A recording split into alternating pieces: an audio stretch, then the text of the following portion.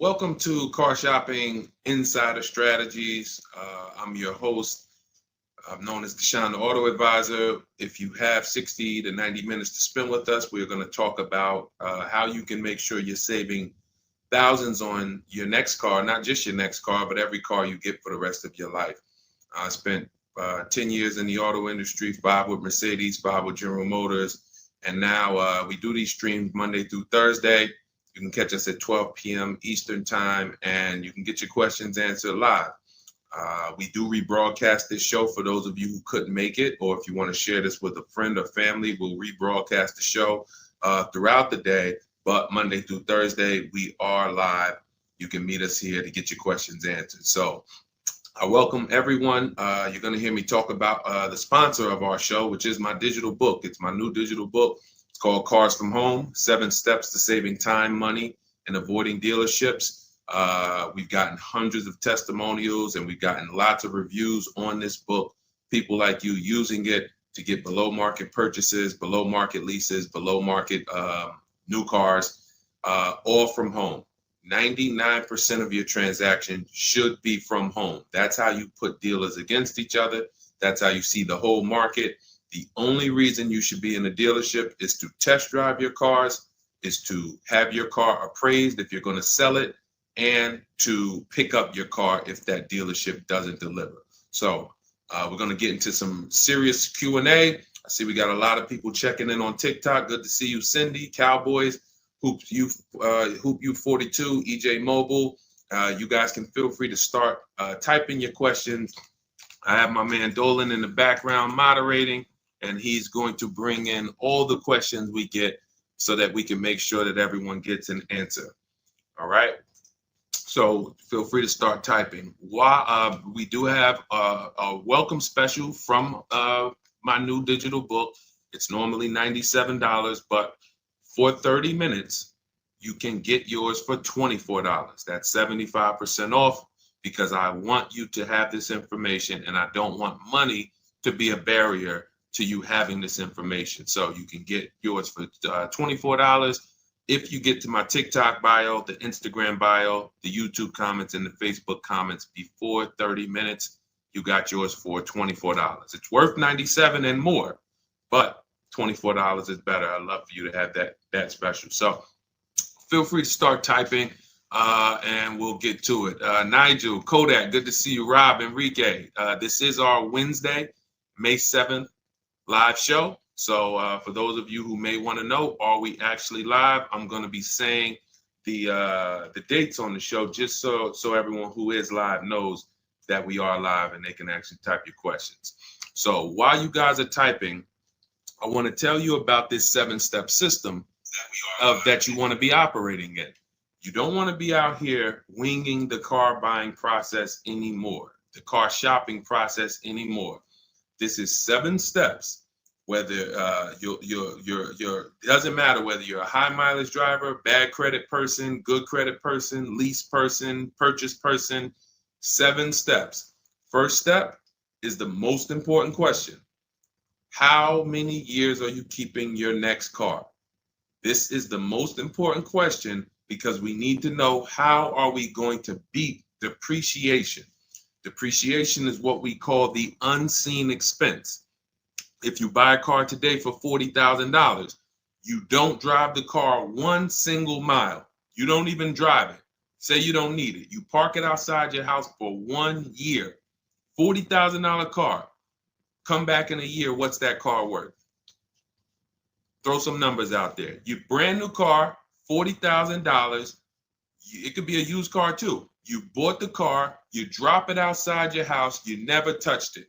Is that car worth $40,000 1 year later? Didn't drive 1 mile. Didn't drive 1 mile.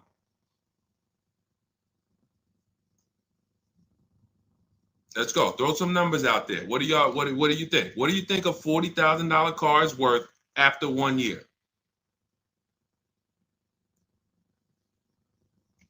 Let's go. All right. Come on. I know people. Let's get. I sometimes listen. I'm going to say this because y'all know I'm a straight shooter. For those of you who are just new here, I have to let you know, most of the people who have a hard time with us getting to the money, literally getting to the money. It's not a matter of the information. The information's proven. We got thousands of people using it. We got thousands of comments. We got hundreds of testimonials. It's the ability to focus. It is the ability to focus. We live in a world where it is very hard for people to focus, and that is where you lose.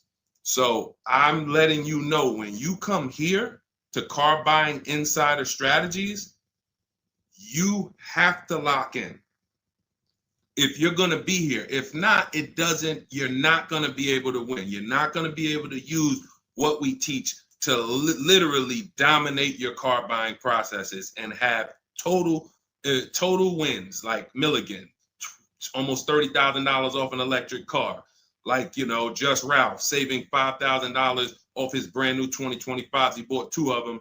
Dealerships dropped the price. The moment they came out, he got them back in December. They dropped the price on both of them over $5,000. Like, these are brand new high demand cars.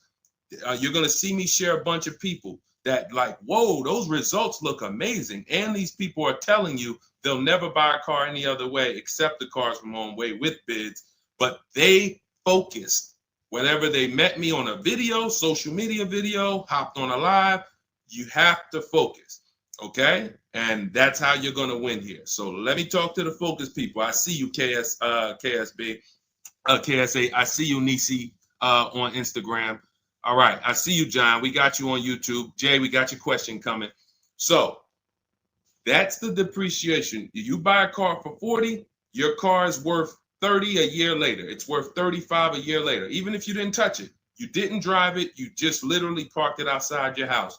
So that means our cars are losing value daily, whether we drive them or not.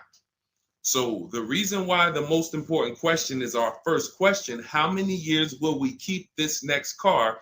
Because we need to determine, are we going to beat depreciation with a short-term lease, 3 years, or are we going to beat depreciation with long-term ownership? Well, thank you, Will Rosa. Shout out to the people liking the show. If you are a long-term person, that's where we are purchasing. So that's step 1 in the process. Before you think about, Deshaun, what about my old car? I need to trade that. Nope, you're going to see we don't trade, we sell. But before you think about, Deshaun, I want this car. How do I get the best price on that?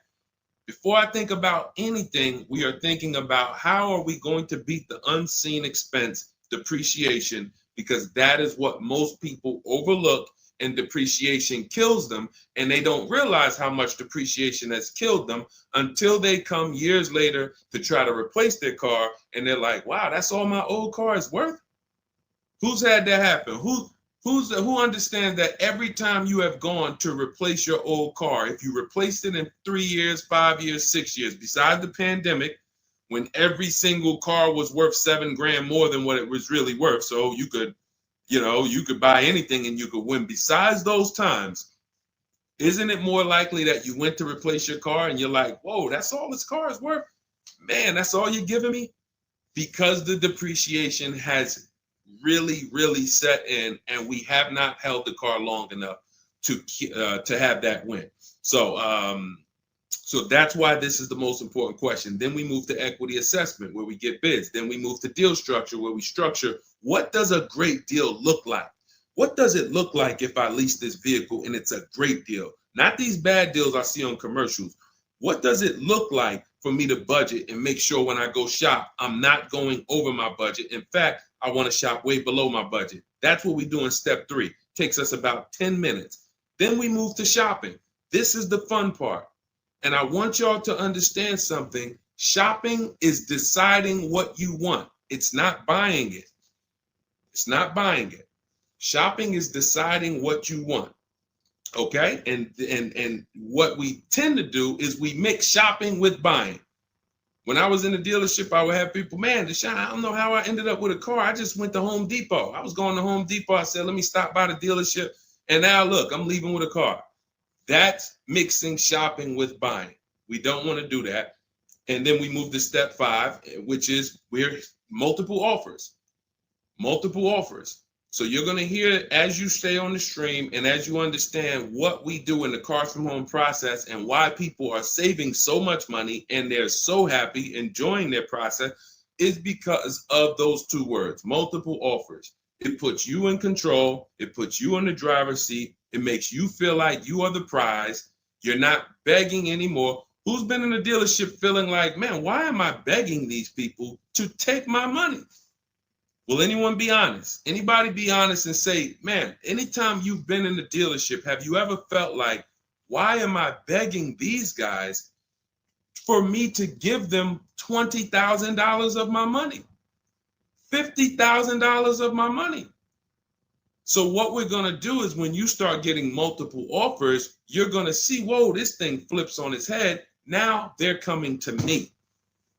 Okay, so this is just initial mindset of the difference with the Cars from Home process. Step 6, we go and tie up our paperwork. Again, if you notice, all of this stuff I'm talking about is done from home. The only thing we do in that dealership is test drive, come on home. And you're going to start now enjoying your test drives. So you probably can't even, you've probably been scared to go test drive. Sean, I'm scared to go test drive. I don't want to, because they're sitting you down. Thank you, Paul. Thank you, Paul Sperling, for being honest. I see you on Facebook.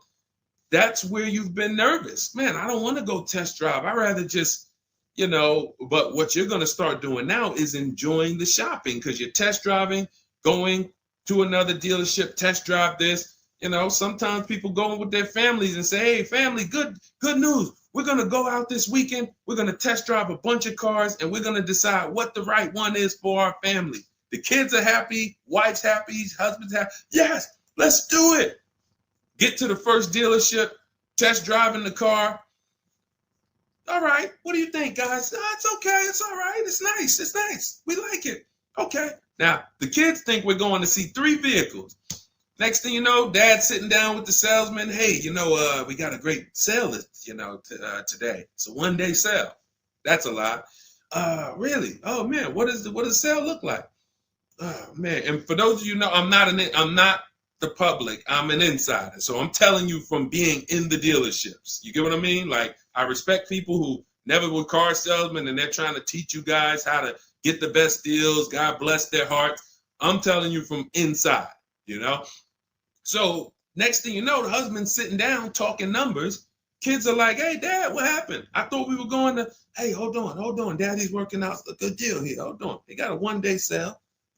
Not realizing they've completely taken you off your shopping process, which is your power, deciding what you want. And then once you decide what you want, you have multiple dealers compete while you sit at home. Right where I'm at, right where I'm sitting is where I have made my last probably 5 car deals for myself and my family from right here. Bids. So now that we open it up, we gave you a little mindset of what Cars from Home is about. We got questions coming in. I see Jay on YouTube. I see Robert on TikTok. For those of you who want to know if we're live, we are live. It's our Wednesday, May 7th episode. We're live every Monday through Thursday at noon. But you might be watching a rebroadcast and you might have someone ask the same question that you're going to ask because we do replay the show throughout the day for those who couldn't catch us live. All right. So Dolan, let's start bringing in these questions. I see we got some coming. And Instagram, you guys type your questions. We're live on Facebook, YouTube, Instagram, and TikTok. All right. What do you think about the Flex Car Leasing Company? Let's see. It's Flex Car Leasing. All right. Let's see if we can find out about Flex Car. Live large, spend small. Sounds like a good quality lease. That's literally, listen, I leased my first car, I was 22. I had other friends buying cars. My payment on my Pontiac G6 was $256. It was a $20,000 car. I never had a problem with it because it was always under warranty and my other friends were out there, buying cars they were paying double what I was paying. And again, if you're keeping your car 8 years or longer, forget about leasing. You should be shopping for a below market purchase. If you're not keeping your cars 8 years or longer, below market leases is how we save all the money keep thousands in our bank account, drive incredible cars. So let's take a look. It says Flex Car is the first and only month-to-month car lease because freedom shouldn't come with a contract. Once you flex, you'll never buy a car again. Now, I like this. We're just judging it by what do we get to drive? Here's how you judge leasing, y'all. What do I get to drive and what do I pay for that? For example, I told you guys my first lease was $20,256 a month. Then I got an Infiniti G25. Our payment was, that was early. That was like 2011. It's like a $35,000 car. I want to say I was like low threes or either high twos. Ridiculous deal on it. Wasn't no more than that because after that I got an Infiniti Q50, $45,000 car. My payment was $325. After that I got another Q50. I had 3 Q50s in a row. My next payment was $345. My last one was $365.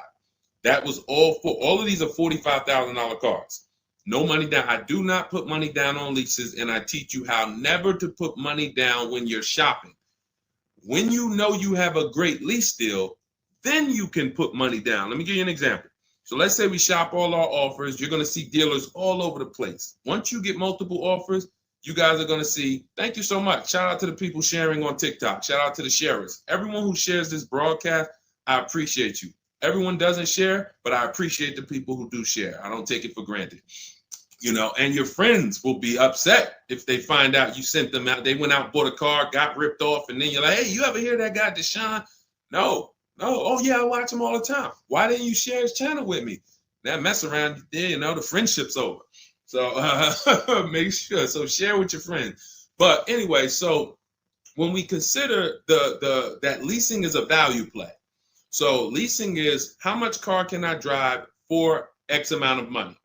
Because that's all we judge it by. It is literally nothing. We're not in love with these cars. We are not keeping these cars for more than we should not be leasing something and saying we love it. Because if you love it, you mess around and lease something that has a bad lease program, and then you're driving a car overpaid for it because you like.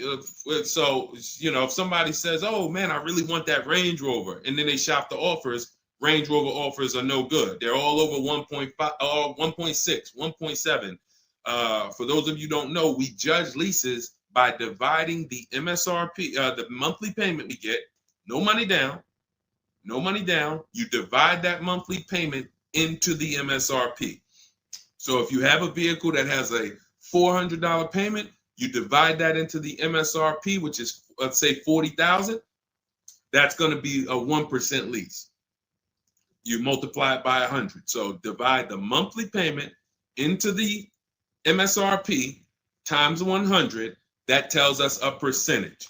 So once we get that percentage, we can see, is this a 1% lease? Is this a 1.5% lease? Is this a 1.2% lease?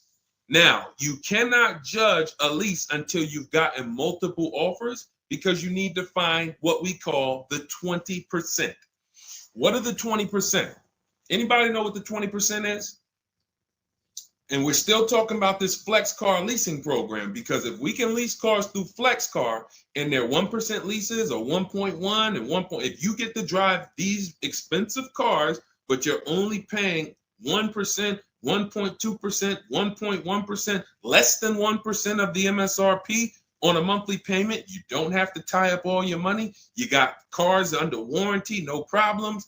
This could be a really good thing. Now, I haven't used Flex Car, but I'm just telling you, if you guys explore them, this is what we are judging because this is how we judge leases. Okay, there's nothing else about it. So you divide your monthly payment. You don't have to worry about taxes. Here's why you don't have to worry about taxes. And here's why you also don't have to. We're just talking about leasing. So let's continue to ask questions about used. I don't know if more people are just interested in leasing. Maybe you guys can help me out. Is it that more people are interested in leasing because we get a lot of questions about it? You know, we have systems for pre-owned cars. Shopping deals with getting below market pre-owned cars, getting below market new cars. saving money with our bank bidding war, making banks and credit unions bid for our interest rates, selling cars to get our equity out, bidding. So we have all types of stuff outside of leasing, but I'm going to answer the questions you guys ask. And if Dolan keeps pulling in the questions and most of them are about leasing, then that's what we're going to talk about. Okay? So that's how, so here's the reasons why you never have to worry about what about the taxes and fees and what about the selling price? Do I divide the monthly payment into the selling price or the MSRP? Well, you're going to do it on the MSRP. That's that sticker price. I'm going to show you guys an example here on the screen so you can see. This is a sticker, window sticker, and you can see, Dolan, can you snatch that? Thank you so much, Dolan. The total MSRP right here, that's your MSRP. That is what you're dividing your monthly payment into. Now, the MSRP tells us the value of the car in the market. The MSRP tells us the value of the of the car in the market. It does not tell us what they're selling the car to us for and how much they've discounted it. That's reflected in the monthly payment. So you have a $40,000 MSRP. One person, one dealership, an 80% dealer offers us $600 a month for that. Okay, another dealer, 80%, offers us $650 a month for that. No money down. Remember, always shop our lease deals with only first month's payment due at signing. Only first month's payment due at signing. You don't do anything else but first month's payment due at signing. And you tell dealers how you want your lease deals presented to you. You do not let them work you up a random lease deal. Okay, so you get your first month payment and you say, okay, one dealer says $650, $40,000 car. This is an average car. $600. Another dealer says $550. But then here comes this 20% dealer, $425. So now you're looking and saying, whoa, the percentage for the higher dealers is 1.4, 1.45, 1.6, 1. But this lowest dealer is 1.2, 1.1. What's going on here? Same exact car. This is the 20%. You've identified the 20%. They've identified themselves, and the lower sales price that they're giving you is reflected in the monthly payment. So we don't so the monthly payment is where we can see the discounts, not the MSRP. So we divide that monthly payment into the MSRP, gives us that percentage, and we can see those with the lowest offers, lowest percentages have made us the best deal. And we always make sure we tell them, put your taxes and fees into the payment. Okay, now I have templates for this. So everything we do is by email. If you guys want to take this and use it, you want to try calling around, just remember this stuff. For those of you who do not want to remember it, you're like, Deshone, give me the blueprint, give me the step-by-step. We have everything in my digital book, Cars from Home, 7 Steps to Saving Time, Money, and Avoiding Dealership. I wrote the templates out. You just fill them in, blast them out. We show you something we call the 25-to-5 strategy, where you connect with 25 dealers in 20 minutes, and your goal will be to get 5 offers. So as our welcome offer, you can get your copy for 75% off, normally $97. But if you head to my TikTok bio, you won't leave the show, Instagram bio, YouTube comments, or the Facebook comments, you can get yours for $24, which is going to be 75% off. It's a digital book. You'll have it by the end of the stream. Okay? But this is very important. When we're judging lease deals, whether it's through FlexPay, whether it's through an individual dealership, it does not matter. We are judging them based on value. And the lower percentage I'm paying to drive X amount of car, the better value that we're getting. Okay? That makes sense? Type dollar signs if that makes sense. If anybody needs me to go deeper on that, we can certainly go deeper. Okay? I just had to, there's somebody named Pop. We blocked him on TikTok. He said, talk too much drama to drive a car. He never say that with a house. And if he would, he's totally ignorant. And here's the thing. We have been taught by the auto industry, a multi-billion-dollar industry, that we know as the public takes advantage of people and rips them off. As an industry, not every dealer, but as an industry, they take advantage. They do not get sued. We have people who are driving the same cars, paying $200 more, same exact car. No one is getting lawsuits. You're ripping us off because you've taught us that we should be able to come into the dealership, make a $30,000 transaction on the low side. The average car price is probably 40, 45 grand. They've taught us that they've taught us we should be able to make that decision in 1 hour with no real competition and no real information. So when we talk about strategy and the way we save money, when you look at somebody like a Marie, hey, just wanted to reach out and say thank you. I love these emails, by the way. Those of you who have my book, who are using it, please continue to send me these types of emails. Marie said, just wanted to reach out and thank you. Using the guide, I saved over $13,000 off MSRP, got my payment to be hundreds lower per month and maintenance included with no money down. Just wanted to say thank you. 2025 GLC 300 coupe, fully loaded. Now, some of you have this exact same car, or you know someone with it. You know someone with it. And they probably went out, got it traditionally in 2 hours, did very little shopping because they wanted this car. But Marie used the cars from home process, got my book, $24. Hopefully she got it at the welcome offer for $24. And that $24 investment saved her $13,000 off this new car. $13,000. We are not here on Wednesday, May 7th, to talk about hundreds of dollars. And these are the people who would be warning you guys to say, hey, you better have a process. And if you don't, that's okay. You don't need a process. Just know you're overpaying. And just understand that the car business has mastered sending you down the road in your car and you overpaid and you're smiling. It's a very, very powerful business, multi-billion-dollar machine where you could send hundreds of people down the road smiling and they literally overpay. You just made $5 grand on them, $8 grand on them, 10 grand on them.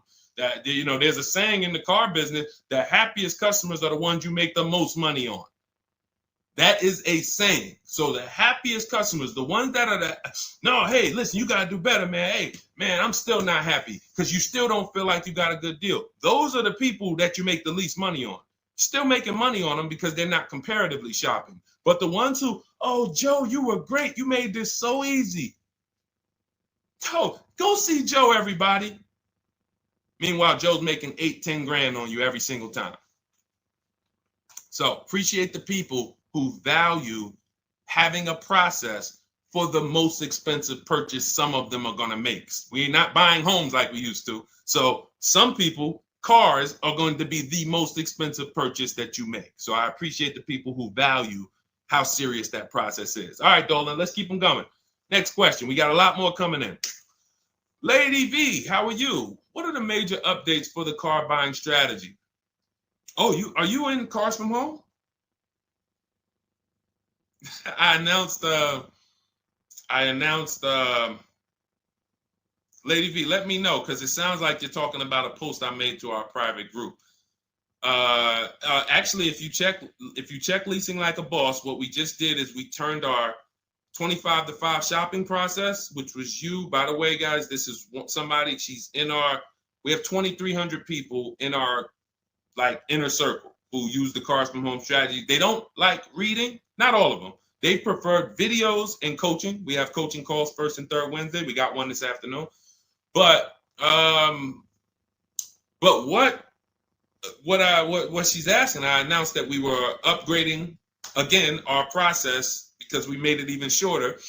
And guys, we're getting cars in 45 minutes.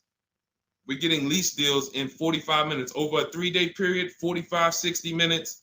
Literally, we are having people bid in a process that used to take us, even our people who are good. Like you look at somebody like Rosalie. Rosalie, some of you know if you've been on the stream, I continue to celebrate her. She got 3 cars. At once, she had to get 3 cars for her sons. A Nissan Rogue, $36,000, $399 a month, sign and drive.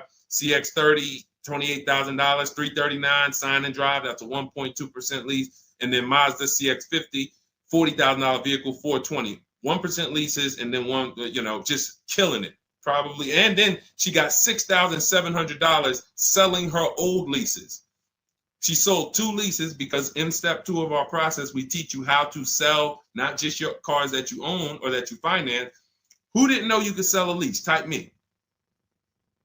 Let me ask this too. Who didn't know you could sell a car that you did not have the title for? It's not paid off yet. Let's ask both. Who didn't know both of those? Because I've seen people in my career that say, listen, Deshone, as soon as I make my last payment, I'm coming to get that. As soon as I get the title. And I'm like, where did you think that you had to wait for the title paid off to? So who didn't know that? So literally, I see you, Nina. Thanks for being honest. Appreciate you. All right. Thank you, yours truly. I appreciate the people who are always willing to be honest, because you're the ones who are going to really, if you can't get the bad news, you are literally not going to be able to get to the good news. Like, you got to realize the people who they have a very tough time is they just think, Deshone, I know way more than you. Even though you've been in this thing since 2006, you got all this experience, you done worked for this, been a finance manager, had your own brokerage. Deshone, I still think that I know this more than you. Very tough time helping them. But other people, you guys can win very simply. So when we look, she's asking, we were getting these cars in roughly an hour and a half, 2 hours from home. Now I'm doing it in about 60 minutes, but I created a quicker process, cut some things out, and we just are uploading new things to our membership page that are going to have people literally popping in over a 3-day period. Morning, 10 minutes, afternoon, 10 minutes, evening, 10 minutes. You do that by your second day, you're going to have 5, 6 offers, 7 offers, and be ready to close the deal. Like that quick. That quick. I'm always about quicker. Deshone, y'all getting cars in an hour and a half from home. Yeah, but can we do it quicker?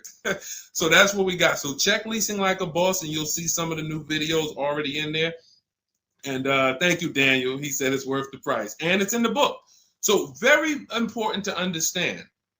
Everything we're talking about, guys, you can get it for $24 if you get to the book before the 30-minute welcome offer expires. This is the same system. Some people just like videos and coaching in our community, 1,600 people in it. They want to be in that. Like, let's do this together. Let me ask more questions. We can't answer questions for people who have the book. Unless you pop on a live and you catch me here. So thanks, Lady V. But yes, check out the membership page and you'll see all of the new videos in day 5 for the 25 to 5 strategy. It just got quicker. All right, go ahead, Dolan. Pull the next one up. All right. And every time y'all hear something that you like, can you continue to run up these likes on TikTok? Appreciate it. I see we're about 300 now. But if y'all can continue to run those likes up, it means a lot. It lets TikTok know, hey, they're talking some serious stuff over here. Let's bring some more people over here so more people can benefit. My man Paul Sperling on Facebook. How are you? Are there dealerships that won't allow you to lease unless you use their financing and not use your own credit union? This is a great question. Wanted to know if it was true because Genesis Salesman told me that. Great question. So Paul, with a lease, we must use the dealer's bank or the manufacturer's bank. It's not like a finance where we can go and we can get our own financing. We can shop around for our own financing. And the reason we're doing that is to make sure that they're not overcharging us for the financing. So we have a process we call the bank bidding war, where we strategically let tons of banks and credit unions shop our credit without it lowering our credit score with all these inquiries. And we do it within a window, and it allows it to only show, it only affects our score as one hard inquiry. So these are the steps we take to make sure we are not overpaying. Thank you, y'all. Yali 288, #1 gifted badge. Appreciate you. But on a lease, it's different. We must go through the dealer's bank. Now, here's what could happen. With a lease, there's something called a money factor, which is an interest rate. That's an interest rate on a lease. It's called a money factor. Now, dealerships, if they know you are not shopping, and some, the 80%, even if they know you're shopping, they're going to mark up the money factor. So they're going to create and quote you with a higher money factor. This is why going in and asking for the invoice does not matter. You don't know what the hidden money is. What are the rebates? What is the incentives? What is the money factor? You don't know. Did you mark it up? Did you not? Can't see it. It is totally undisclosed. There's no way for you to see it. So how do we make sure this doesn't happen? Multiple offers. Because when we know you're shopping now, and again, you're going to see as you guys get multiple offers, sometimes it's not going to matter. You're still going to see offers that are extremely high. And you're like, these guys are still quoting us high, even though they know we're shopping. Correct. Because this is what they sell their cars for. And they will sell this car to someone else for the higher price who does not have strategies before they discount it to sell it to you. They would much rather say, Mr. Customer, that's my best deal. I'm sorry if it's not in your budget, but that is my best deal. They're not lying because they're going to sell that car to someone else who does not have strategy, who will gladly pay it. But once you begin to shop around, you're going to see, like I have a market report up. Can you snatch that question down for 1 second, Dolan? There's a market report up here on the screen for an Infiniti QX60 Lux. It's a $61,000 vehicle. Now we can see so far, and this was literally when we got 4 offers. Now what you're going to be getting is at least 5 to 7, and then you make your decision. Only vehicles that are very scarce, you're going to see less than 4 offers or less than 5 offers. And then at which point we usually make a decision on, do we want this vehicle or do we want to hold off and maybe check back next month, because we need competition. But in most cases, you're going to see plenty of offers come through, 5 offers, 7 offers. This is how most market reports look that we prepare. We prepare these for people, and this is what we teach you to do for yourself. So as you can see, $61,000 vehicle. One deal is at $873. Sign and drive, no money down. One dealer is at $889. But then we have 2 dealers that have come in at $680 and $685. $200 apart.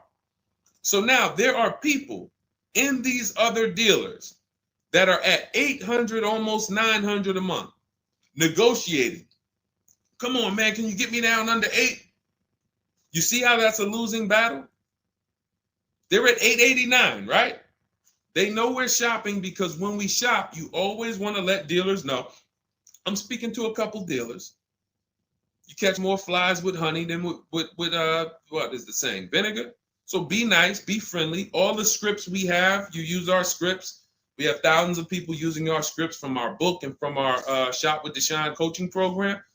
And they're nice. They're friendly. They're not like aggressive. They're firm. But when you're talking to dealers, just be, hey, I'm shopping around. Hey, and you're still going to see, that's my best price, $800. That's how you know. Don't get emotional. This is the 80% Deshone told us about. Don't expect them to do what the 20% does. Expect them to be high. You're $150 higher than the other dealerships. Are you going to come down? No. No. Because 16 million new people buy new cars a year. And sorry, I'm glad you got strategy, and I'm glad you know how to find this 20% dealer that's $150 less a month than me. But that's not going to change the fact that I'm going to sell this car to someone else. And they'll try to lean on you and say, well, do you want it? Because, hey, that's our price. No, I'm sorry. We don't want it. Thank you so much, though.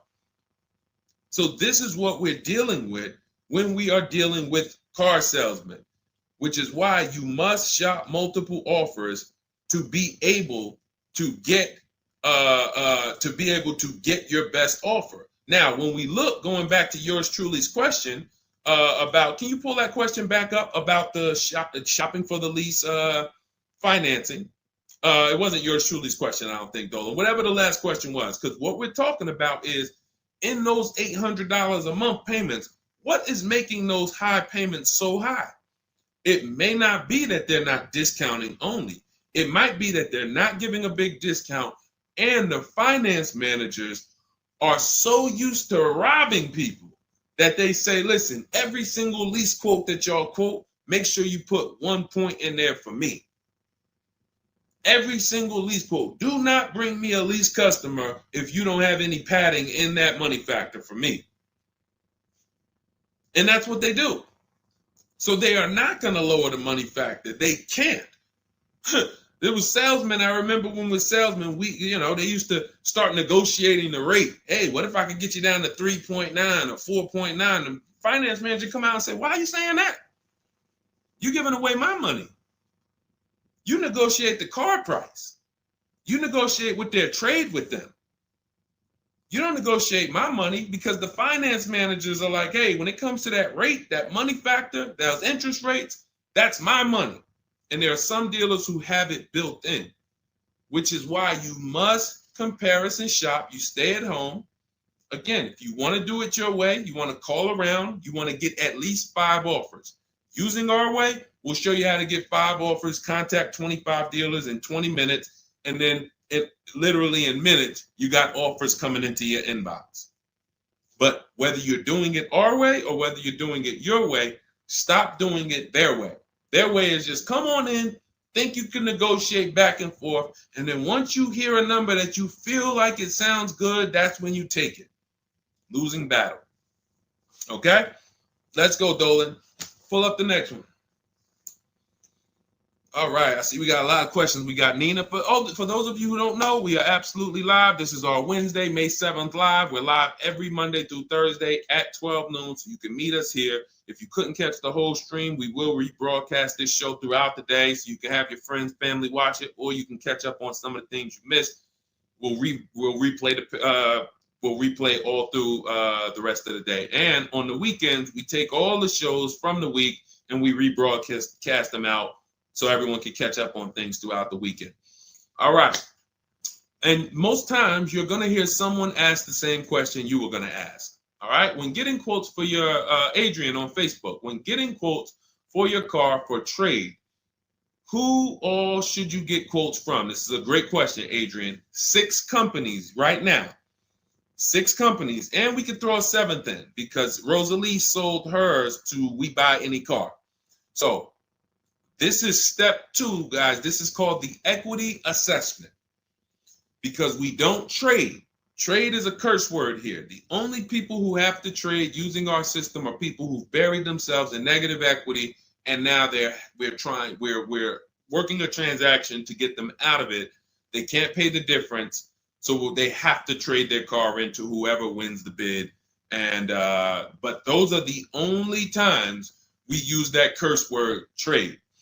In every other case, we are selling our car to cash buyers because we're separating our transactions. We separate who we buy our car from who we sell our old car to, from who we get our bank loan from.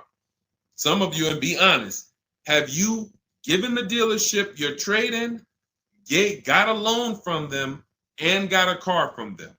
All 3 in 1. Have you done that? I bought a car from a dealership, got my loan from them, and I gave them my old car. 3 transactions in 1. Impossible to have 1 there. Again, take the bad news first so that we can get you to the good news. You cannot win giving a dealership 3 transactions in 1. Okay? Each one of these should be bid out while you're at home so that you know I've maximized everything. Okay? So 6 companies we're getting bids from: CarMax, Carvana, Driveway, Kelly's Blue Book, but not the regular Kelly's Blue Book, Instant Cash Offer. Kelly's Blue Book Instant Cash Offer, where they connect you with a local dealership that gives you a cash offer. Auto Nation, cash offer. Car Gurus, cash offer. All three of them connect you with a local dealership to get a cash offer. Now, when you throw in We Buy Any Car, or maybe a local cash buying company that you might see commercials with, hey, we want to buy any car, we'll buy your car. All of them. Now, this takes about 25 minutes to do to get all of these quotes, but you're not getting, this is a third of your transaction. So those of you who are like, I'm just going to trade, God bless you, do you. But you're not going to make the money we make. You're not going to make the money Rosalie made. Sold 2 leases, put $6,700 in her pocket at the end of the lease. And what many of you, do I still have Melissa's See, Melissa, many of you who are going to learn that you have not been a long-term person and you have been buying your cars, you're going to get your bids, and then you're going to put a ton of money in your bank account because you're going to lease with no money down. And once you lease with no money down, I don't think I have it up. I think it was from last year. And because we're just showing all 2025s and 20. Yeah, that's all we're showing right now is, recent people, But some of these, Dolan, I'm going to go back and grab because some of them were unique in that when you see you've been somebody who's been taking loans out and you're like, Deshone, every time I buy a car, I take loans out 5-6 years. I go trade the car in after like 4 years, or maybe I pay them off and then I go and trade them in. And I always end up really not getting nothing. I got high payments every time. And then whatever my old car is worth, I use it for a down payment for the new car. I don't really see where that money goes. So this is a repetitive cycle. What you're going to do is actually get your cash bids, realize, all right, I've been breaking the 8-year rule. The 8-year rule says if you're not buying your next car to keep at least 8 years, you should be getting a below market lease. That's what you should be shopping for. That's going to save you thousands upon thousands of dollars more, and you're going to drive better vehicles. If you're keeping your car more than 8 years, then you should be shopping for a below market purchase, new or used, based on your budget and your values. So the 8-year rule. So you say, man, I've been breaking this 8-year rule. I'm not keeping these cars 8 years. Let me go and shop for my below market lease next time. So my normal car that I would normally trade in, not really see where that money's going. Now I'm going to bid that out to CarMax, Driveway, Carvana, Kelly's Blue Book Instant Cash Offer, Driveway, Car Gurus, and We Buy Any Car. I'm going to see the highest bidder. The highest bidder might be like, because Melissa, I think she made like $14,000. She had like a 5-year-old car that she would normally trade, but it was paid off. And she's like, all right, I'm not going to go and use this as a trade and buy something else. She gets like, you're going to have like 12 grand equity, 15 grand equity. Beautiful. And what's going to happen is when you shop for your below market lease, you're shopping with only first month's payment due at signing. So you find your lease, you've already been paying super high payments because you've been purchasing.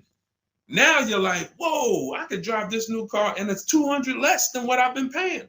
I don't got to put no money down on this thing. You pull out of there with a super low payment, new car, and you got a $12,000, $15,000 check going in your bank account. Got my car, and now I can see where my equity is going. It ain't going to you, dealership. It ain't going in that car. It's going in my bank. And that's one of the most beautiful things I love to see. And it only happens for people who have been, unfortunately, programmed and brainwashed to buy cars.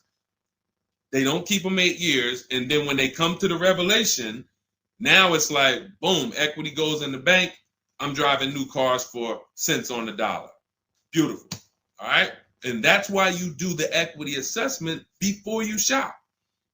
Step one, we decide how our 8-year rule. Are we buying to keep more than 8 years or less than 8 years? That's when we know, lease or purchase. Then step two, equity assessment. Let me see what my current car is worth. My current lease is worth. Can I make any money on it? Am I upside down? That's what we do at step 2. Okay, so once you guys really follow this process, your whole car buying is going to change. You'll be moving just like everybody else is moving. Just like Brian got his first lease. First lease using our system. He said, just finalized my first ever lease using your system. 2025 HRV Sport, all-wheel drive, $30,500 MSRP for $395 a month. 1.2% ratio. See, this is how you know people understand the car buying process. They talk just like me. They talk just like me. They know the process. They didn't have to go to school for this. They just followed the steps, and I walked them through how to judge the deal. 1.2% deal, 12,000 miles a year, 36 months, no money down. His initial quote from this dealer was $434. In my book and in our Shop with Deshone system, we have calculators we invented. We have 6 proprietary calculators. Can't find them anywhere on Google. They're ours. We created them. He used our calculator. We put all our offers into the calculator. It tells us what to counter. So he counter offered online or by email. His last offer was $395. They went from $434 to $395. That's how it goes. And he probably had 5 or 6 or 7 other offers that was $150 a month higher. That's how it goes. All right. That's where you want to be. All right. That makes sense. Did everybody grab that? Type $ if you follow me. Who's following? Type $. Okay. I never want to go to the next subject before I make sure. All right. Did you grasp that? Did you? All right. Thank you. I see you, DJ and Nice. My man, good to see you checking in. Hart, you have that's your username, Hart. So yours truly. Thank you so much. Good to see you. All right. I see you, HD1 1225. Good to see you. All right, perfect. All right, Dolan, let's go to the next question. All right, feel free to keep talking. I know we got a bunch, so I'm not even gonna say it. Let's just try to get through what we got so far. Should there be a set length of financing depending on the year of the car? Great question. So we have something we created called the Rule of 72 and the 10th birthday. This is, all right, there's something we call the repo recipe. So when I was in Mercedes, this happened more often with Mercedes. People, 4 expenses that we need to take into account when we're financing a car. 4 expenses. The cost to acquire the car, and most people are taking a loan. So it's the cost to acquire. Then you have the cost to repair it. Well, let's say this. You got your insurance. You have your maintenance. And on some cars, maintenance does become serious. On a Mercedes, your oil change is $200. Your brake fluid change and your service B is $400 to $500. So there are cars that we have to take into account the maintenance being serious. Then we have gas. So even if you have a car that maintenance is low, you still have gas. So let's just wrap those 2 together. And the 4th expense is what really, really hurts people when they have something that breaks. And when we have something that breaks, what we typically don't want is a car payment.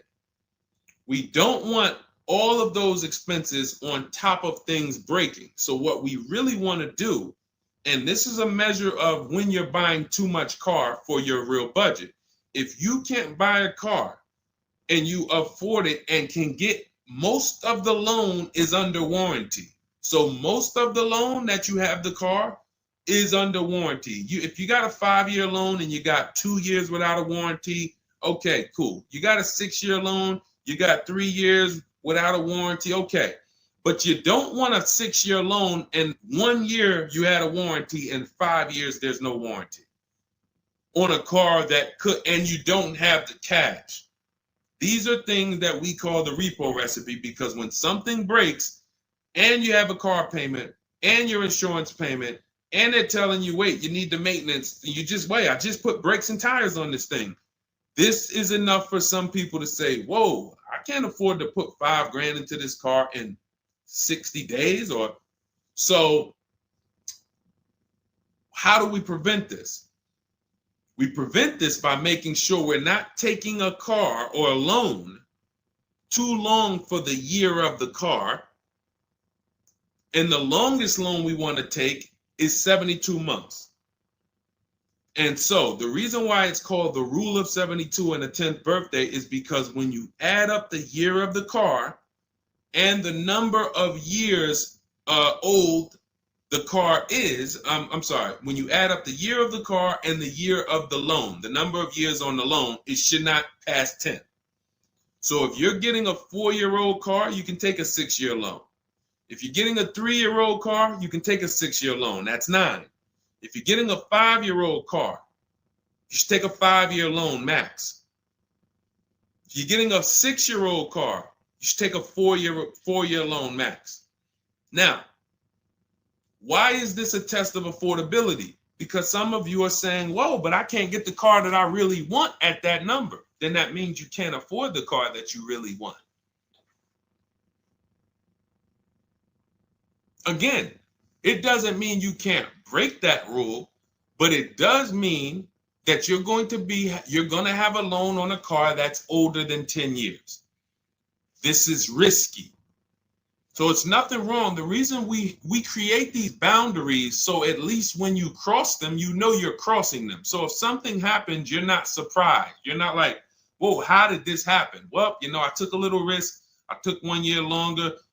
Then, the car's 11 years old. I still got a loan on it. Stuff goes wrong. I'm out there. I got more exposure. But if we use that as a gauge of affordability and say, you know what, if I can't afford a 6-year loan on this car, then I can't afford the car. If they're telling me I got to take 7 years, that's why we cap both. We cap the number of years you should take at 72, absolute longest. And some of you know we default to a 5-year loan when we're shopping. This will also help you because you'll look and say, 5-year loan, every $5,000 is about $100 per month. So as you're shopping and you're looking at cars, you should be saying to yourself, all right, $20,000, that's about a $400 payment. All right. And that's if I put no money down. You got your taxes and fees. Maybe I'll take care of the taxes and fees, but that $20,000 car is going to cost me about $400 a month, 5 years. $80,000 car, you're looking at, divide that by 5,000. That's $1,600 a month for 5 years. Doesn't matter how high you go. But when you don't have these rules and you go in, here's what tends to happen. You look at cars that are way more expensive than you could afford, and you say, hey, can you get me to this payment? And a salesman, are they ever going to say, no? They're going to say, oh, let me see what I can do. Next thing you know, they come out and say, hey, good news, I got you to $1,000 a month. Hey, good news, I got you to this. Way below what our rules are. Way below than the $5,000 every 100. So you got to say, how did they get me to way below the every 5,000 is 100? How many years is the loan, sir? Oh, well, listen, what's more important to you, the payment or the number of years? Well, both are important to me. How many years is the loan? Well, right now, this is an 84-month loan. This is a 96-month loan. Wait, so 7, 8 years? 8 years, 9 years? You're talking like, yeah, well, and that's how you get jammed up. So if you keep these boundaries in place, longest loan I'm going to take 6 years, 72 months. When I'm shopping for a car, if I'm purchasing it, not leasing, I am looking and saying every $20,000, every $5,000 I'm going to borrow, it's going to cost me about $100 per month. If you do these things, look at the car. What's the year of the car? 5 years old? All right. Max I want to do on that car is a 5-year loan. Oh, it's only 3 years old? All right, I can stretch to a 6-year loan if necessary. You keep these boundaries, you will be safe. You stay far away from the repo recipe. When things tend to go wrong at that 9, 10 year, 11 year mark, you got to put some money into the car. Car is paid off. You don't have to worry. Okay? High dollar signs if you guys followed that. We can move on to the next question. Everybody clear on that? Colin Moore, welcome to the community. New follower. We are live. It is our Wednesday, May 7th episode. You may be watching us live at noon, or you might be watching a rebroadcast. We rebroadcast the show throughout the day until our next show tomorrow, which is at noon. Monday through Thursday, we're live at noon. You can please tell your friends who are shopping for cars, meet us here. they'll be shopping for cars in the next 6 months. This is where they want to be. And they really don't want to wait. I mean, I'm trying to get people to stop waiting till they need a car to go and start learning this stuff. You want to be in the market 90 days before you need a car. We've been programmed again to wait until, and it's probably the anxiety. I put it off to the very end. We've just been programmed to wait until the very end, and then we go in and now we have desperate vibes. We're like, oh, I got to take anything I can get. We really want to be strategizing our car purchase early in the market, able to say no to offers very early. This is power, where you can say no. You can email. We have dates that we give the dealerships of, hey, this is when I could buy a car. I could buy it today, but I don't need it for, 2 months, 3 months. That really puts us in a position of power because everyone they're dealing with is desperate, walking in saying, I need a car today. Oh, I hear these cars are hard to get. All of this wrong, desperate energy that's going to make them pay more. That's what they want to sell.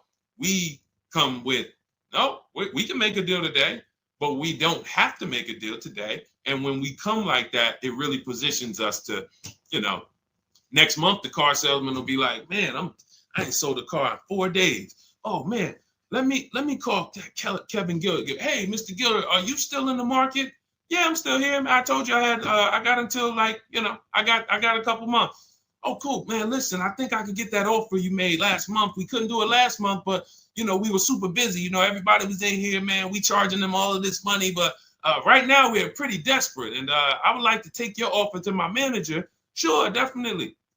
That's obviously not what they say, but that's what they're thinking. So you want to be positioned for that. If you shop every single time in an emergency, you're not going to be able to be positioned for that. Okay? We don't want to be in the habit of emergency shopping. Not here. Once you have this way, you'll be like, oh, man, I could get in the market early. All right. Go ahead, Dolan. Oh, for those of you who are like, Deshone, there's no way I'm going to remember all of this stuff. Can you give me the whole blueprint? Write it out step by step. That's my new digital book, Cars from Home, 7 Steps to Saving Time, Money, and Avoiding Dealerships. And it's 7 steps, whether you are purchasing, whether you're leasing. We get below market leases. You're going to get below market leases, below market new cars, below market used cars, below market financing, because you're going to have banks and dealers bidding for your financing. If you're a high mileage driver, there's 3 different strategies for exactly how you need to be moving as a high mileage driver. If you have negative equity, there are 2 strategies in there to help you move from negative equity to your next purchase. This is all in 7 steps. Very simple to follow. So you can get your copy. It's normally $97, but you can get your copy. Part of our welcome offer, 30 minutes only. If you visited already and that timer started, once 30 minutes goes to 0, it is now $97, which is worth every penny. But I'd rather you get the welcome offer. So go grab it. TikTok bio, Instagram bio, Facebook comments, YouTube comments. Click those links. Go grab your book and come on back to the stream. Make sure after you get the book, you screenshot the thank you page because it has my support team's email. Sometimes you're typing fast, type your email wrong. You don't see that book in 10 minutes, just send an email to my support team. They'll get you your book right away. All right, go grab it before the 30 minutes is up. Go ahead, Dolan, shoot the next one. You don't want to have your own financing all the time, pure knowledge. Sometimes dealers have 12, 13 banks sometimes. Sometimes they can beat what you get on the outside. The key is creating a competition. Thinking about a 2025 Land Cruiser for $62,000, $5K down, any advice? How do we know that's a good deal? How do we know that's a good deal, everyone? Now, mind you, that's how a lot of people approach the car purchase. I'm thinking of this car, all right, I'm looking for, I got 10 grand down. What we haven't, so here's what you discussed in this statement. I'm gonna read this question again, and you're gonna see 2 pillars that unfortunately we're combining. Thinking about a 2025 Land Cruiser. So now in my mind for 62K. Now, this is a new car. With our new car system, we use the bidding. Thank you so much, Daniel. See, Daniel knows. I think, Daniel, you have our book, Bidding the Market. So that's where we're missing everything. So now we're looking at the new car, which means what our process is, we're connecting with 25 dealers to get bids. If you said, Deshone, I called around, spoke to several Toyota dealerships, and the best dealer that I found who's going to offer me a car is going to give me $8,000 off. But I got 5 offers. I got 7 offers. Some people said they're not going to do any discount. Some people had $3,000 in fake fees and dealer adjustments. Some people had protection plans and they took off a little money, took off $5,000, but they had all of these fake fees. So it's really not even like they took off $5,000. But one dealer didn't have the fake fees and he discounted $8,000. Boom. That's a bid. You did it manually. Didn't do it our way. That's just fine.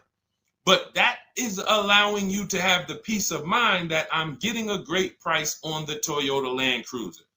Separately now, we're moving to our financing because you said $5,000 down. Therefore, you're getting a loan. So we would now have banks and credit unions bid to now submit offers to you within a 24-hour period. You have all these banks, credit unions online bid for the loan, get the best interest rate. We give the dealer a chance to see can they beat it. In which case we bid out the loan, we bid out the car purchase, and now and watch this. I'm home doing that before you even get home from your dealership. One visit, you're in the dealership 3 hours. I'm popping into my email minutes at a time, 15 minutes. I'm hopping on. I'm getting banks to bid in an hour. Everyone's bidding. Boom, boom. I'm getting dealerships to bid. You're still at the dealership. You're just meeting the salesman. You're still wondering, do they have a black one? Hey, he said he had a black one. He was going to pull it up. All right. He comes back with silver. Oh, you don't have black? Oh, no. Well, listen, somebody's trying to dig it up in the back. We're going to see. Why don't you drive this one and then maybe we'll see. Okay, listen, I'm here. Cars from home people, we here moving. We already gotten offers coming in. You still waiting for a test drive. This is how we move. So not only is our process and the way we shop the key to getting all these offers, like again, you look at somebody like this was crazy. Val Boss lady, $51,000 vehicle, zero maintenance, look. She got a 1.1% lease on that. Let's look at where's Sean? My man Sean, because Sean was actually one of the $72,000 vehicle. He saved with the rebate and with the dealer discount. He saved $21,000 off of it. $21,000 off of it. He's sitting here chilling at home. Dealers, I'll take off $3,000. I'll take off $5,000. I'll take off $10,000. Oh, I'll take off $20,000. Whoa. So it's not only is it the money that we save, it's an easier, more fun process. So that's what you need to do. Like, step out of that old way. Understand that I need to get multiple offers for the Toyota, and I need to get multiple offers for my financing, and I do that right here from home, where nobody can come into my house and say, hey, get into the dealer here. What are you doing there trying to shop from home? We see you. You're not going to break our programming on you. You better get up right now and walk into this dealership so we can charge you more. Who's going to do that? While you in your living room, while you at work? Dealers bidding while you're at work. Never been to a dealership. It's freedom.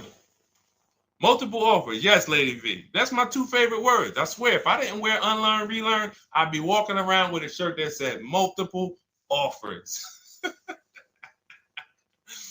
All right, let's go, Dolan. Shoot the next one up. We got time for a few more. Let's go. A few more questions.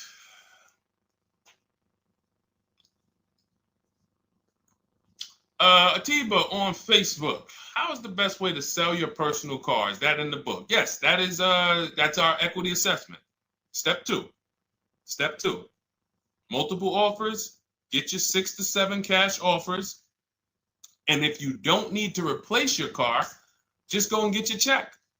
Do your inspection, get your check. Cash offers, CarMax, Driveway, Kelly's Blue Book Instant Cash Offer, Carvana, AutoNation, Car Gurus. You want to throw We Buy Any Car in there? 7 offers.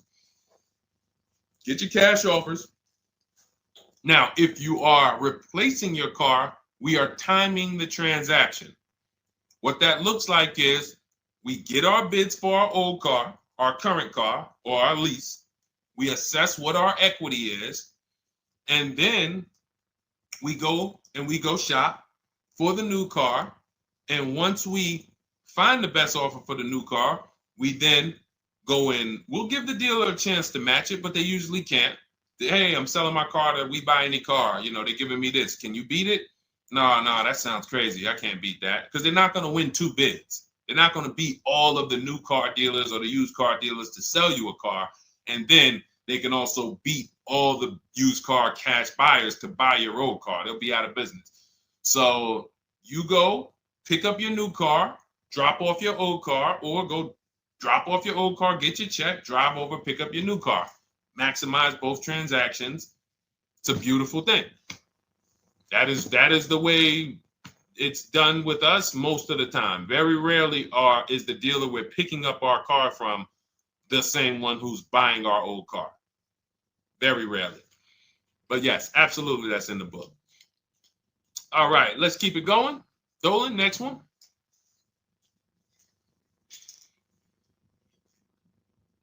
Daniel Thompson, Deshone, I've been keeping an eye on a used vehicle that has been sitting on the lot for over 60 days. What is a good amount to ask off the sales price without teeing off the dealership? Thanks for your time. So if you've been watching the vehicle, and this is the benefit of being in the market early, used car markets change, used car trends change. You can see prices going up, you can see prices going down, you can save inventory that you've been looking at. You know, I show you in our multiple marketplace strategy how to save the cars that you're looking at, create these save listings. Every new car that pops up, you get an alert for it. This is why when you know the market, like Daniel knows the market for this car, if he has on alerts, every new car that pops up, he knows about it first, and he can actually jump on that car quicker than anyone else, because other people will hesitate because they don't know the market. So they'll say, hey, what about this car? Oh, they just listed it today. It might not be a good deal. Well, Daniel will know if it's a good deal because he's been watching the market to know, yes, that's a good deal. No, it's not a good deal, because the really great deals where dealers say, hey, we're just going to move this car. We want it gone in 24, 48 hours. Those are not going to last. So literally, once they list them, you want to be able to say, oh, I saw that first and I know the market. Hey, you call, oh, just got a cramp. Went to the gym earlier, dehydrated. Went to flex and my arm said, no, you're not going to do that. So, but once you know the market, you literally can jump on things fast. Now, in the case of also watching the market, in this case, we see a vehicle that's sitting. Long as we verified there's no bogus fees on it, only fees on a car we're purchasing, used car or new, should be tax, documentation, and motor vehicles. That's it. Tax, documentation, motor vehicles. In some cases, in certain states, you may see smog or something. Should be very small. Very, very small. Shouldn't be anything else for $300, $400, $500, $600. Tax, motor vehicles, documentation fee. Those are all legit fees. Everything else is a made-up fee to try to make money. Now, there might be some value in some of the things. We have a service plan that we added that we selling on all our cars. Okay, but we got to compare that to the dealers who don't have that stuff. So what you want to do is look at the low side of the market, the way we teach. So if you're looking at the low side of the market, Daniel, for example, and you see, all right, all the low prices are 21 to 22. The cars go up to 24, 25, 26. I see some up there for 27. Okay, but the low side of the market is 21, 22. And this is how we watch the used car market, because we want to watch the low side. Now, the low side is going to be where the worst cars are. What do I mean by that? frame damage, salvage title. If you don't see a couple cars and you pull a Carfax and it says salvage or it says frame damage or it says 2 accident, you're not looking at the low side of the market. You're looking at the regular retail market, the regular middle of the market, the average prices. Because if you're shopping the low side and you're like, okay, between 21 and 22 is where the lower prices are, you're going to see some, oh man, look at these pictures. Now, car's all scratched up. Oh man, okay, man, this thing had 2 accidents. Oh man, this thing's salvaged. But then you pops up and you see one for 22. You pull a Carfax. Carfax looks good. Maintenance looks good. Boom. Oh, now you know. So Daniel, if you know the low side of the market, now you're trying to see maybe this car has been there. It's $2,000 more than the low side of the market, but maybe they're getting desperate. So you make an offer that's right where the low side of the market is. So let's say the low side of the market is 21, 22. This car is listed for 24, but you know this thing been there for 2 months. You make an offer of 21. They might say, hey, listen, no way we can do that. Most we can do is 22. In which case, you won. That's why you want to know where the low side of the market is. Because if they accept the offer and then your offer was too high, then you regret it. So if it's 24, it's been sitting there, you offer them 23, 22.5, they say, yes, we'll take it. Then it's like, man, was that the low side of the market? No, the low side of the market was 21 to 22. So let me offer 21, see if they'll bite. And if I land at 22, then I'm happy anyway. If I offer 21 and they say, look, no way we could do that. We could do 22.5. That's the lowest. We can blow this car out, and you won anyway. This is why knowing the market, this is all we teach. Whether you're in Shop with Deshone or a video checklist, or whether and watch this. The thing about our process is every time you use it, it gets quicker. So the longest it's ever going to take you to get a car using Cars from Home is the first deal. Second time you coming through and you're like, okay, I know what to do now. I know where to go now. Yeah, I remember this from my last time. I remember this. That's why Rosalie got her QX60 last year. And then she got 3 cars at once. Because she's like, I got mine. Now I just got to rinse and repeat 3 times for my sons. So that's what you need. That's where you base your offer on those things, Daniel. All right? All right, great job. All right. All right, it's go ahead, Dolan threw up one more. All right, I'm trying to see. I'm looking at time and I'm like, all right, let's go. All right. Is it true that finance bank will require a certain amount down to get you approved? Absolutely not. Absolutely not. You can do no money down financing. Here's what's happening if anyone's requiring money down for finance. It could be based on your credit, but more often than that, it's based on how much you're trying to borrow relative to the price of the car. So let's say a car is $25,000. Now, this is how the ability to shop affects your deal in the long run. Because if you overpay, the bank is not going to tell you. It's not their job to say, yo, you're overpaying for this car. But here's what happens. Let's say a car that is a good deal would come in around $25,000. Good deal, good value. Now, you don't know what you're doing. You go in, you pay, you get a car, you're like, okay, man, I'm looking at this car, man, it's about $28,000. It's about $28,000. I love it. It's a nice car. Now, you're not looking at the market to see what the low side of the market is. You go in, and you could do this with a new car too. Tons of people did this during the pandemic. Went in, paid over sticker, 5-10 grand.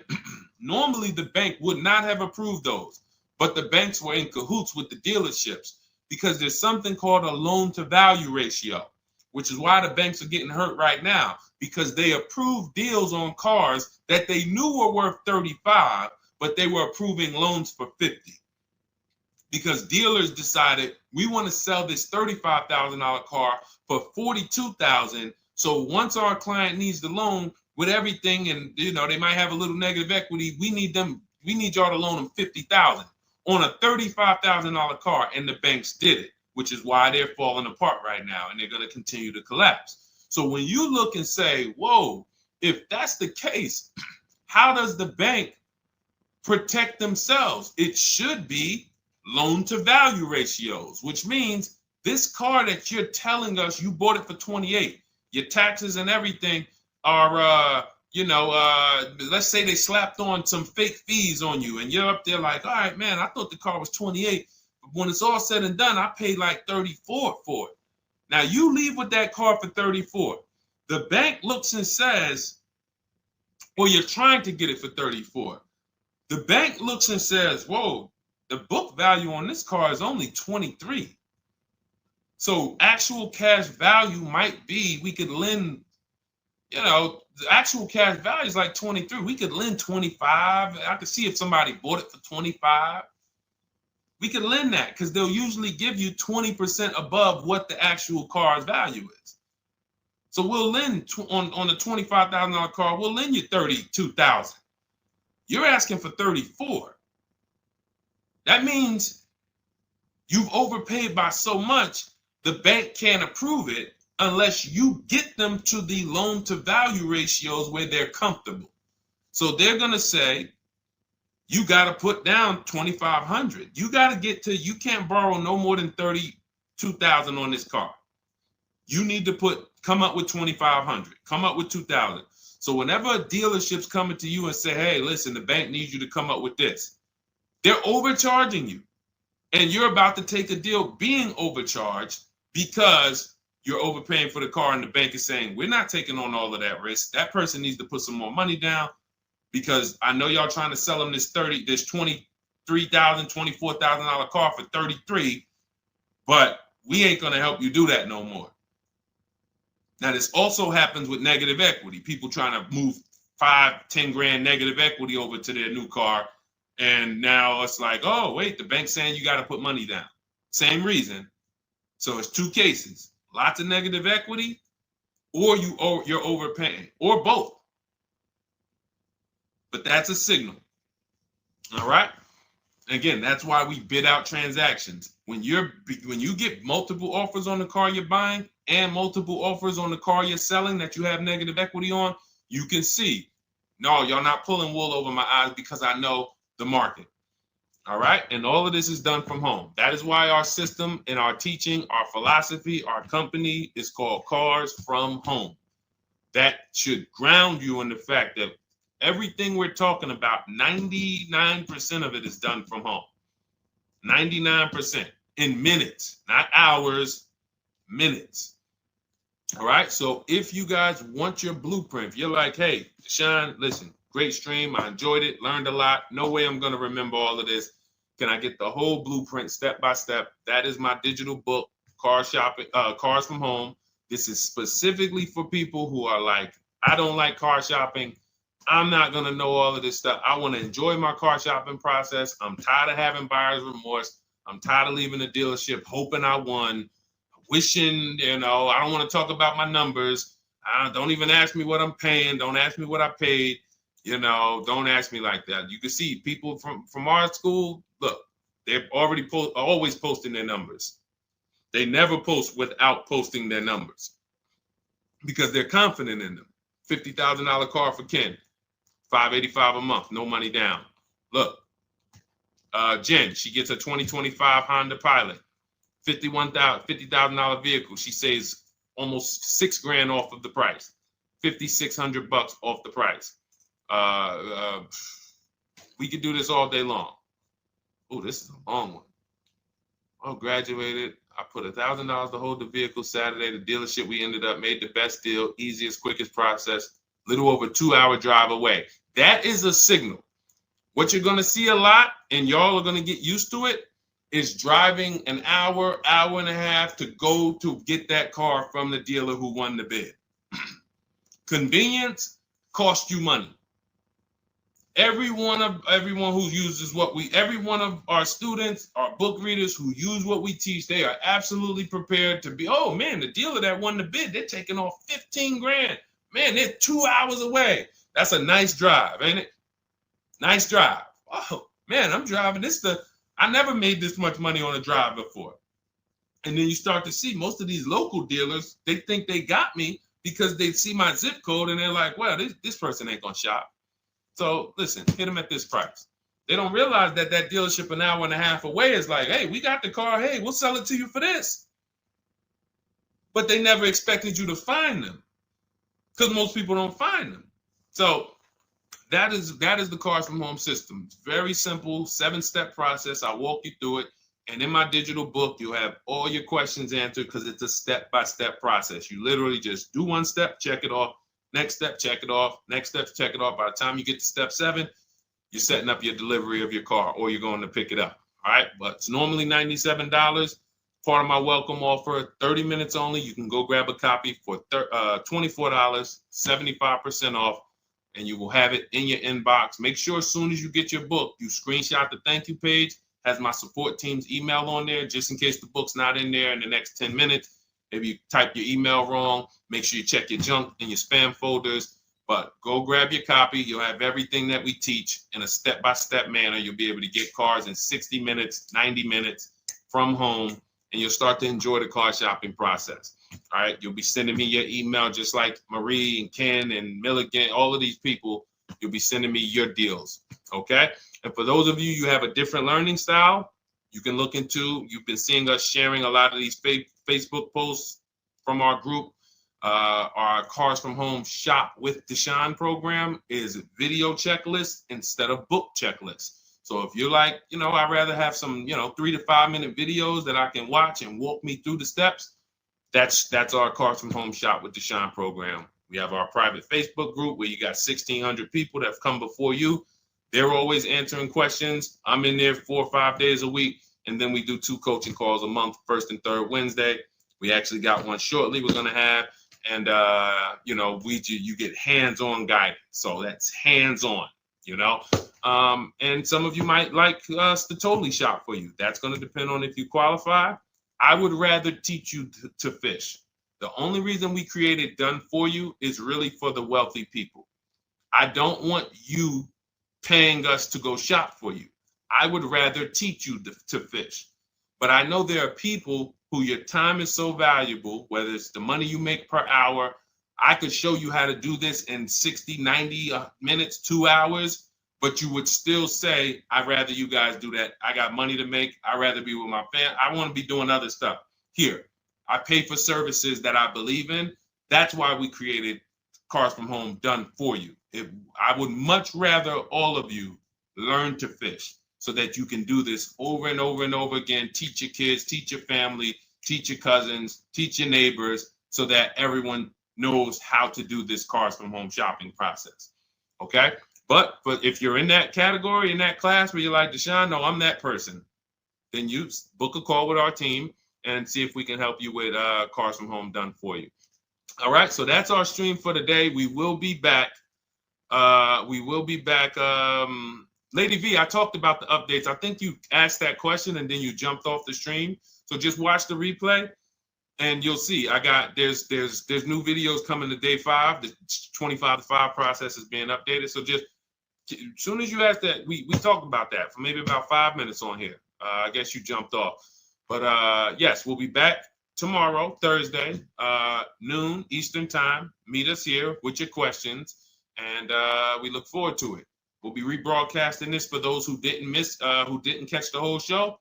We'll be replaying this throughout the rest of the day, and I'll see y'all tomorrow. Thank you. Thanks, D.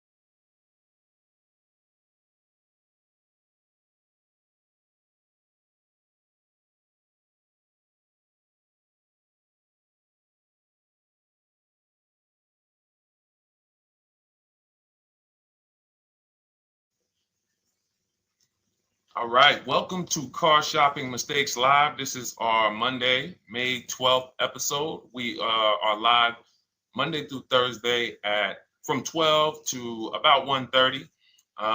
My name is Deshone. I'm known as Deshone the Auto Advisor. And what I do is make sure that people like you never overpay for cars. That's what we've been doing for the last 4 years online. And I spent over 14 years in the auto industry. Worked for General Motors for 5 years, Mercedes-Benz for 5 years, had my own new car brokerage. And now I focus on making sure you have the strategies you need from the inside.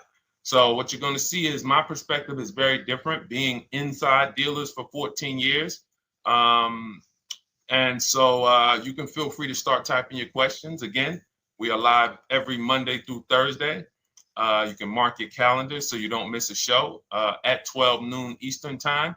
And no question is off limits. There's really nothing that I think is going to catch me off guard. So, feel free to start throwing your questions out.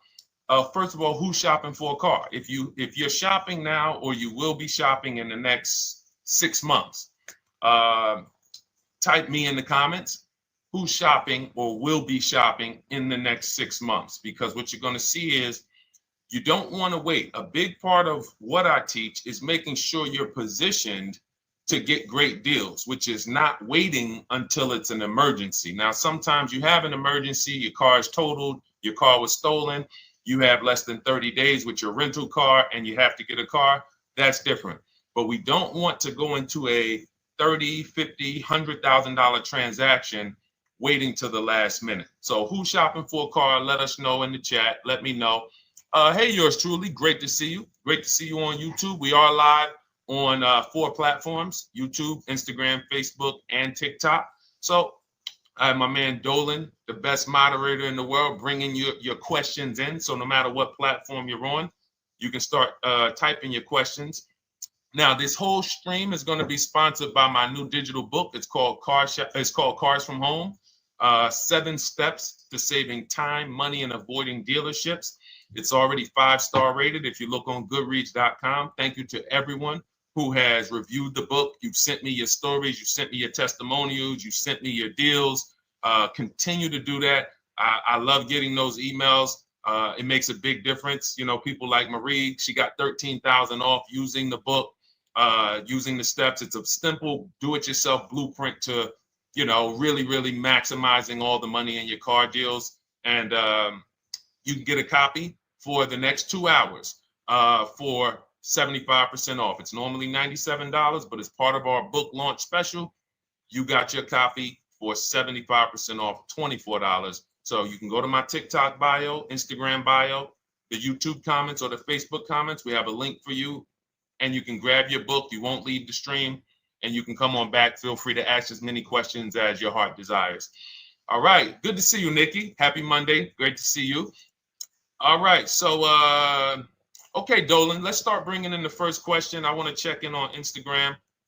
And yours truly on YouTube asks, which fees can be negotiated on an offer for a used car? Great question. There's only 3 legitimate fees on every car when you're purchasing it pre-owned. Doc fee. Some people, you'll hear people say, "Oh, doc fees are made up fee." It's a legitimate fee. In fact, when you look on the purchase order, which is that long form after you get your car, you'll see it's oftentimes it's printed on there. So is it all profit for the dealership? Yes, it is, but it also is legitimate. Your DMV fees, plates, license, registration, and your taxes. So those are the legitimate fees. Now, what are not legitimate fees? Anything that's not those 3. The prep fee, the marketing fee, the service plan, internet fee. All of these things are absolutely made up. Absolutely made up. Now, what you're seeing now is you'll see, and this is why you never want to go into the dealership looking for a car that you didn't see online first. Online is where we create the competition. Once you're there, we've lost our leverage. That's why everything we teach is called Cars from Home. 99% of your transaction can and should be done from home, where you can see that fine print, where you can actually you can see the dealers who don't have the fake fees before you get out there and waste your time with the ones who do. So you'll see all types of made up fees. Now, what is also being made up, let's go a little deeper on this, is the people, all right, if I put a mandatory service plan on my car, there's value there. It's not like the internet fee, which is just a ripoff, or the prep fee, which is just a ripoff. There's a service plan built in. Okay, then we have to determine if there's value there for us. There's a key replacement built in.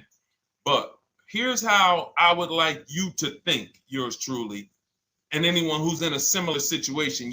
Anyone who'll be shopping for a used car, type the letter U. I want to drop a couple things for you to keep in mind and lock in. If you're going to be shopping for a pre-owned car, type the letter U. So yours truly, when we're looking at cars, what we want to do is we want to see. Oh, sorry, hold on. Thank you to everyone who shared this broadcast with a friend. I appreciate it. If everyone shares with one friend, we'll change the auto industry in less than a year. So you want to look at, as you're looking online, you want to be able to see the low side of the market for the car you're shopping for. So let me give you an example. Let's say you're shopping for once you have your budget, you want to try to get as new of a car as possible. If you don't see cars in that budget, go 1 year back. I always like to do 100 miles. You don't want to just do this neighborhood shopping, because again, as someone who's been in dealerships or who was in dealerships for 14 years, I can never be in dealerships now. No dealership I wouldn't want to work in a dealership, but there's no person who could tell you guys the unfiltered truth and be in a dealership. They're going to get fired. So, but here's what you'll see. The total cost is what matters relative to how much the car was when it was brand new. I don't want you to pay attention to what they're offering the car for, because that is a made up number based on algorithms and market. Who's ever seen somebody, sometimes you're on a website and it'll say, this car it's a fair deal, it's a good deal, it's a great deal. Who's seen that? That's based on an algorithm. It's not real value. Here's what's real value. Let's say you're looking at 4 Honda Pilots. They're asking $22,000 for one, $23,000 for the other, $24,000 for the other, $25,000 for the other. So 22, 23, 24, 25, right? Now you're looking and you're like, well, these cars look a little similar. This one, what's the best deal? Once you get the new window sticker of that Honda Pilot, you'll see one of these Honda Pilots was $45,000 when it was new. This other one was $46,000 when it was new.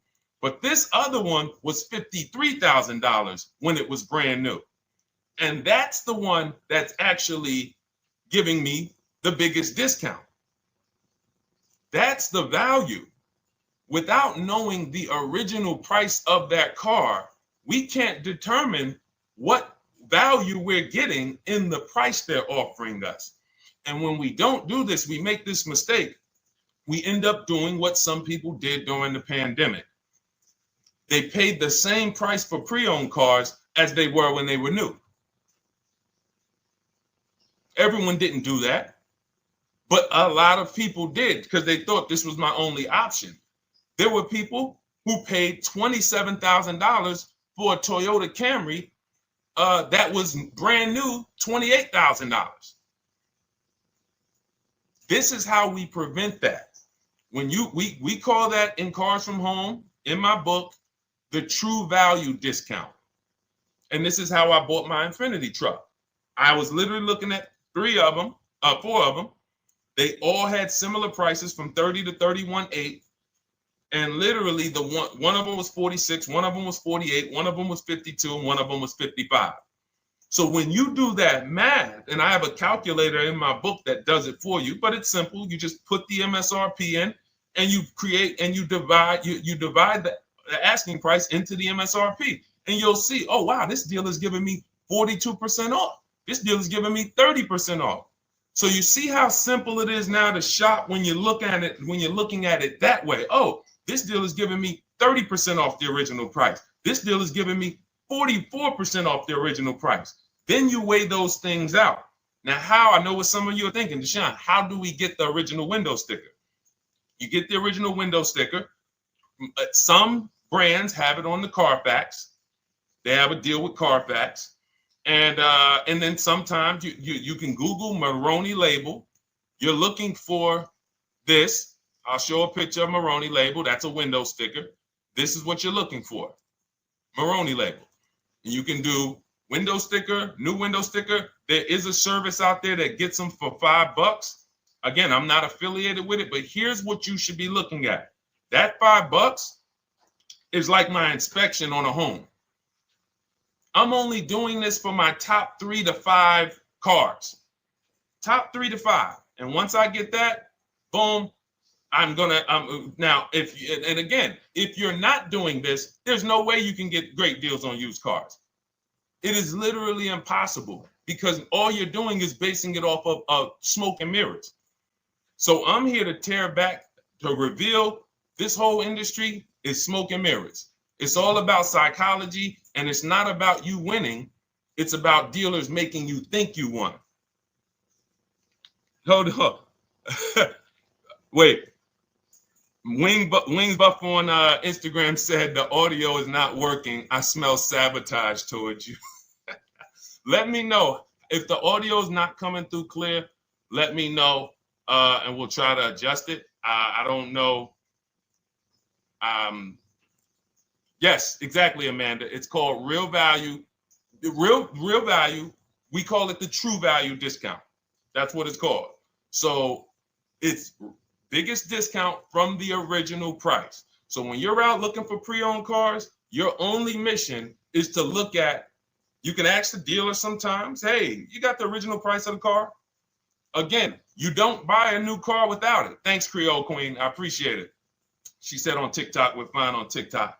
I don't know why it may be coming through different on Instagram, but maybe log out, log back in, and let us know if it's something that is just coming through on Instagram. But you'll see the difference. Type $ if y'all understand that before we move on, because we got a lot more questions coming in. But without getting the new car price of the used car, it's impossible. We can make up a price. We can literally just make up a price. Oh, we're asking $32,000 for the car. How do you know that's a good price? But when you know, oh, that car was originally $61,000, they're asking $32,000 for it. Oh, I saw another one over here. They're asking $30,000, but the original price was $50,000. It's not a good, you get what I'm saying? Lower price, which is what most people flock to. Oh, this one over here is $1,000 less. But that $1,000 less is getting you $8,000 less vehicle. Okay? Type $. All right, yours truly said she's good. Did y'all get that? Y'all getting this? Let me know if y'all getting this. All right. Thanks, Sweet Now. All right. We are live. This is our Monday, May 12th show. We do these shows Monday through Thursday, 12 noon to about 1:30 p.m. Eastern time. So we'll also rebroadcast the replay throughout the day. So if you couldn't catch it live, definitely catch the replay and you'll be able to catch up on anything you missed. EJ, great to see you on Facebook. How do I buy a Tesla since they only are online and at one price? Great question. You don't negotiate with Teslas because they are actually one price. So when you look at a Tesla, you're actually looking at something none of the car dealers do, but they want to make you think they do it.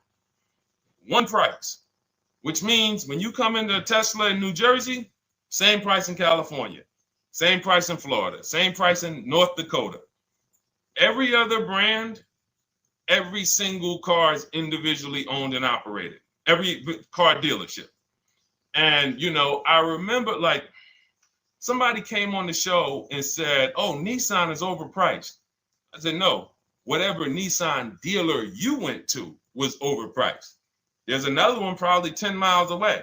There's another one 15 miles away. There's probably 8 more of them within 25 or 30 miles. When they can make you think, oh, we're all the same, they got you. Big mistake. Very expensive mistake. Thinking every dealer is the same. They're all different.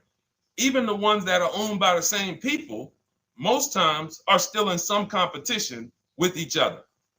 But Tesla, unless you're buying a pre-owned one price, no matter where you go, no negotiation. That's what it is. No other brand is like that, though. Go ahead, Dolan. Next question.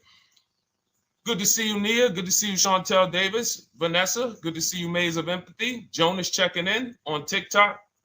Great to see everybody checking in. Yes, exactly. Now, I'm actually pulling up something from my first book. It was called 52 Car Buying Questions Smart People Don't Ask That Cost Them Thousands. One of the questions was, how, when, and why should you visit a car dealership? How, when, why? There's only 3 reasons to be in a car dealership. 3 reasons. That's it. You're there to pick up your car because they don't deliver. You're there to test drive a car, or you are there to have your car that you're selling them appraised. That's it. You're meeting with the used car manager to have a car appraised. That's it. Everything else we do at home if you want to get the same results that the people are getting who are getting. Look, this is Christopher. Thanks so much for these resources. Read your entire book last night. I've already been underway trying to put my deal together. What a great book. I have my quotes together, and now I'm ready to take the next step with the calculator. Now, what he's talking about, notice he said I have my quotes, plural, because we teach something called the 25 to 5 strategy. You're connecting with 25 dealers. This is for new cars and leases. Different process for used cars. You're connecting with 25 dealers online. I'd show you how to do that in 20 minutes. This is not car buying school.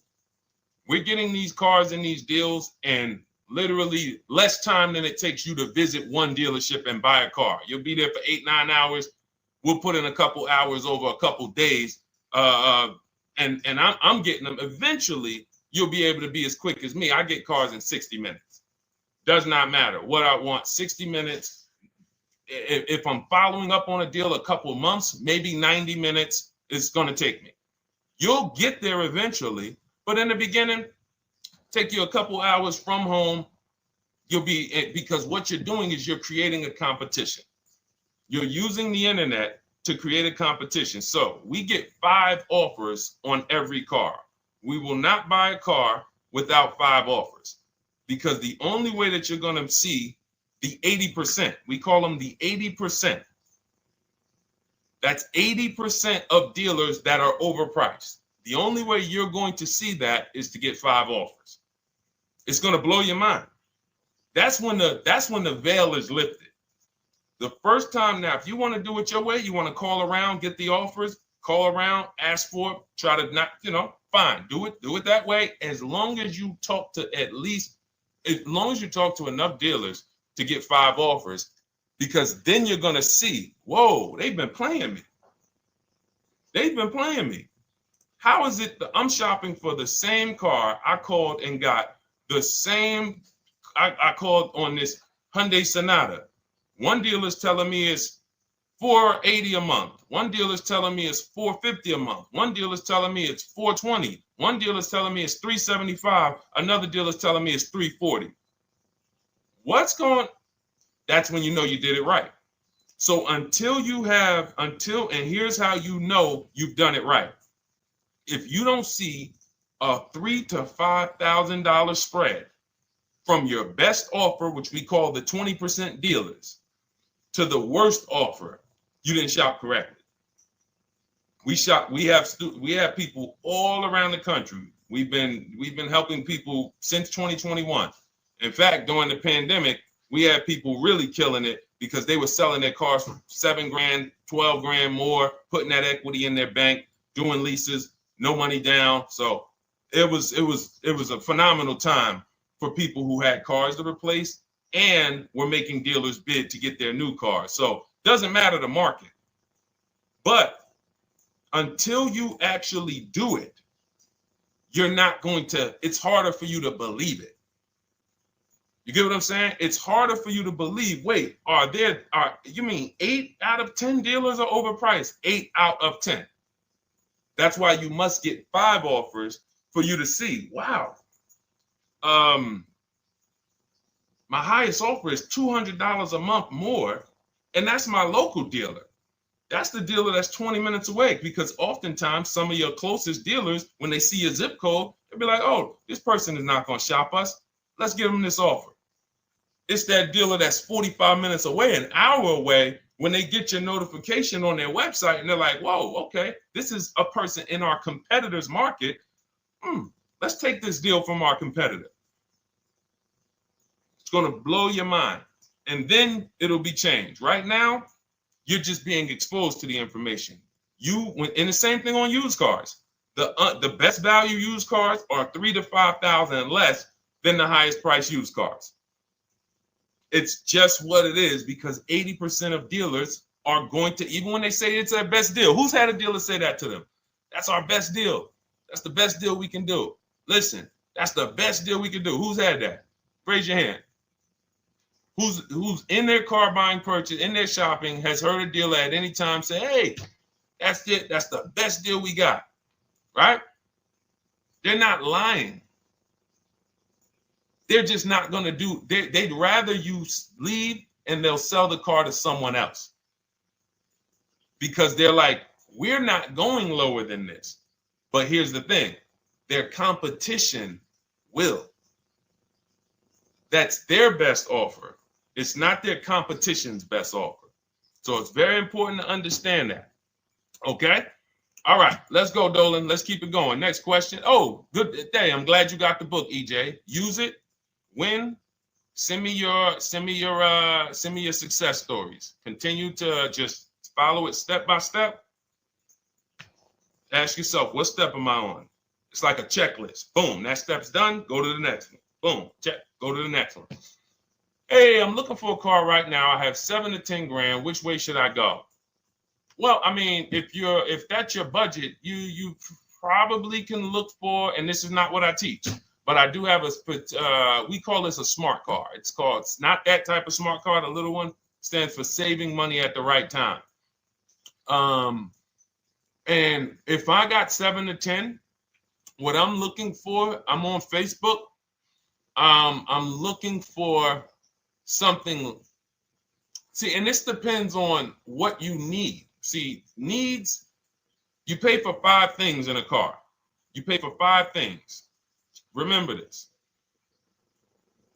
Size. So anyone who's like, oh man, I need to save money. Here's what and let me actually tell you why I want you to know this. When I was in Mercedes-Benz, right? We had people come in. I remember a woman came in. She's like, okay, I got kids. I need the one with the 3 rows. All right. So she needed the one with the 3 rows. We go through it. We pick it out. Once we get her a price on it, it's way outside of her budget. Now, here's what she says. Oh, what about the one, the 2-row one? Now, my question to her, because I'm an advisor, even when I was a car salesperson, I was still, and my brand was Mr. Mercedes. So the people who are in New Jersey, I created the Mr. Mercedes brand. And I said, didn't you tell me you had kids and you needed the 3rd row? She said, oh, yeah. So I said, why are we even discussing a 2-row vehicle then? She's like, yeah, no, you're right. I'm like, this is just not the vehicle for you. And that's okay. But the worst thing you can do is to go smaller than you need on a vehicle, because now you're not gonna like the vehicle in literally the vehicle's not functional for you. So size is very important. That's why I created something called the smart sacrifices. When the budget starts to get tight, You have to know, what can I take out? So size, amenities. Amenities is, do I need the leather? Do I need the navigation? Do I need the sunroof? Do I need the big sunroof? Do I need the wheels, the fancy wheels? These are amenities. You got power. You pay for power. Do I need the engine? Do I need the bigger engine? Can I go with the standard engine? And then here's where the money starts to really go high. Class. So you look at Chevrolet, Honda, Toyota. Okay, that's class. You go to the next class, you're looking at, let's go Infiniti, Acura, Lincoln, Genesis. These are the next class, which means you can have a vehicle, same size, same amenities.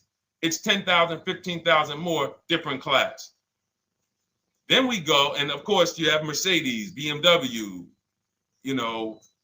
Jaguars, somewhere in between, Lexus. These are going up in class.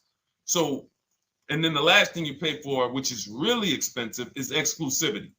So when you have a vehicle, oh, no one else has this vehicle, you're going to pay for that. You can have a super small vehicle. It doesn't have a lot of features, but no one has it. It's a ton of money. So as you're looking at your car with a $7,000 to $10,000 budget, you got to ask yourself, what can I take out? And I say, don't let it be size. Go with the smallest vehicle that will suit your needs, and then get the lowest number of amenities that'll suit your needs, the lowest amount of power, and then you look for the most recent vehicle. And I would look for something, let's just say, for example, someone's looking at a Mazda 3. It's a $25,000 vehicle, brand new. I don't need the leather. I don't need the fancy stuff. I don't need a big bunch of power. I could probably find one for 10 grand that's not too old, maybe about 5-6 years old, if I'm looking correctly. But you have to know what you can live without, because if you go and do what most people do, most people are not going to listen to what I'm saying. They're going to go out and they're going to buy a big SUV with leather and all the features, and then they're going to get a 9-year-old one with no warranty because there's just no discipline there. See, the things I'm talking about, the disciplined people, the people who are financially astute, who's like, Deshone, I never knew that car buying was this serious. How, like, I'm overspending by $5 grand every car, a minimum. There's no way that you're not. So these things weren't taught to you. None of us were taught how to buy a car. We were literally indoctrinated into, this is how you get cars, ladies and gentlemen. And who indoctrinated us into that? The auto industry. The auto industry. No one told us, oh, create competition, shop for cars like you shop for other things online. There is an internet, no one taught us that. So you have to say to yourself, all right, boom, I got to unlearn so that I can relearn the new way to make sure every time I get a car that I love and I get the most for my money, which is not what most people are doing out here. There's blood in these streets. You hear people, oh, there's no cars, there's no deals. They're walking in the dealer saying this stuff. Like, you're going into a person who wants to sell you something and giving them all the strategy, all the ammunition to sell you, raise the price. Hey, man, I've been looking for this car. Not many people has it. Cha-ching. Thank you for telling me that. Oh man, the tariffs are coming too, right? I hear the tariffs are coming, so things are getting more expensive, right? Yep, absolutely. Yes, they are, Mr. Customer. Thanks for saying all of this stuff. That's how most people buy cars. That's why the auto industry is just printing money on the public. So you got to change your behavior, and that's what we do here. And it's easy, and it's fun. You look at the people. Look, and we'll take some more questions because I see we got one that just came from Nurse Gregory. I got you on TikTok. So this is our Monday, May 12th live show. So we are live. You can feel free to type your question. We rebroadcast this show throughout the day, but we are live every Monday through Thursday at 12. So, but look, when you look at the confidence from Brian. Look, just finalized my deal. First ever lease using your system. 2025 Honda HR-V Sport, $30,000 MSRP, $395 a month, 1.2 ratio. That means he understands how to value leases when he's putting his ratio. 12,000 miles, 36,000 miles, 36 months, no money down. Initial quote was 434. Then he used our calculator, and the counter offer came down to 394. Listen to the confidence. Look, I bought your book, use your system, just closed my deal, have positive results to report. A caveat is I wanted a newly released 2026 Genesis, not even out yet, not even out, GB70. And there are no incentives. I could have gotten incentives on the 2025. However, I wanted the 2026, was willing to pay. I reached out to 20 dealers. We show you how to reach out to 25, but on a Genesis, may not have been as many dealers because it's more of a luxury brand. They haven't built as many dealers for Genesis yet. He says he received 9 offers. Look, that's how we know when you're doing it right. 5 offers, 9 offers, 7 offers. How many offers do you get? Thanks, y'all, for running those likes up on TikTok. Could y'all just keep double tapping the screen every time you hear something you like? You're going to see those likes continue to run up. See, this is it. I'm happy with this. Look, he gets an $815 a month payment on a $58,000 vehicle, 1.4. Now, again, 1.4 is incredible value when you add up those payments relative to the MSRP and taxes. Our goal with leases is to be under 1.5%. Now, I know for a fact he could have gotten about 1.2 on a 2025 Genesis because I just saw a person who's using our system get that. Phenomenal deal. But he wanted that 2026. So he gets his bids. And again, until you see the other offers that are 150, if every single time you get a car, you're not seeing $3,000 to $5,000 minimum from the car you get to the other offers that were offered to you, then you weren't shopping correctly. And again, if you want to do it yourself, you want to call around to get quotes, feel free to do that. We do this all online without talking. Who doesn't like to talk to dealers? Type me in the chat. You don't like to talk to dealers. So the people who are using our stuff, they're not going in trying to remember, oh, I'm in the dealership now. Let me say, what did Deshone tell me to say? All right. Oh, man, I'm not supposed to tell them about my trade-in. That's old 2005 stuff that car dealers been on. We've been knew about that stuff, that you were holding your trade-in till the end. That's why we're going to ask you questions that you're not really ready for. Hey, Paul. Hey, good to see you, Paul. Thanks for jumping in, coming in today. The car you drove up in, whose car is that? That's what you've been driving for a couple of years? Yeah, okay, yeah, that's yours. Okay, perfect. So we are already trained to ask you questions that we're going to get the information. So the only way, I'm not training you to go in and do battle and negotiate with someone who negotiates 3 times a day, 5 days a week. When you step back, start making dealers negotiate with themselves. That's what bidding is. You're going to see, whoa, it's easier to save money from home than it ever was going into a dealership. All right. Good to see you, Jamel, on YouTube checking in. Good to see you, Paul, on Facebook checking in. We are live on Facebook, Instagram, YouTube, and TikTok. And for those who, hold on, let me see. Do I got any sharers? Who shared the broadcast? Raise your hand so far. Raise your hand so far if you shared the broadcast with a friend or if you hit the share button. Nurse Gregory? All right, Nurse Gregory, send me a DM. You got a free copy of my book. Let's see. That's it. I don't think we have any. No, if you share now, it's too late. So I wanted, let me see. Because Nurse Gregory, you have been on the show for a little minute. See, I do that stuff every now and then. I do that stuff every now and then. That's why when I ask you guys, like, to help me get this message out so we can help more people, you never know when I'm going to just say, you know what? You got a free copy of the book. So, I ask you guys to continue to share this broadcast so that we can help more people. Like, this is not about, because follow me.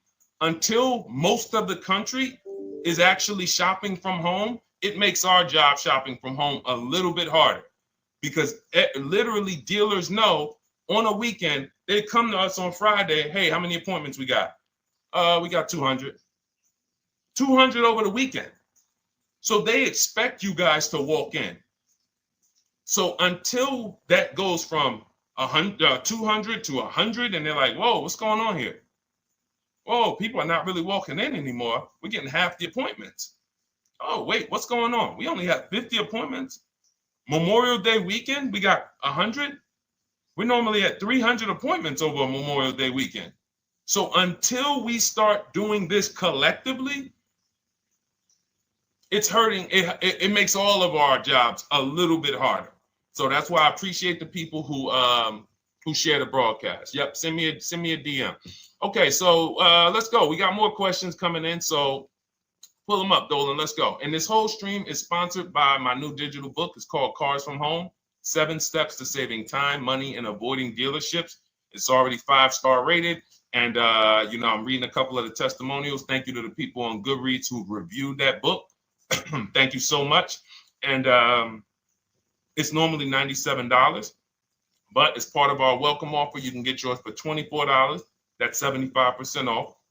You can go to my TikTok bio. It's only for 2 hours. So once that 2-hour timer goes to zero, price does go back up to $97. So head to my TikTok bio, the Instagram bio, YouTube comments, or the Facebook comments.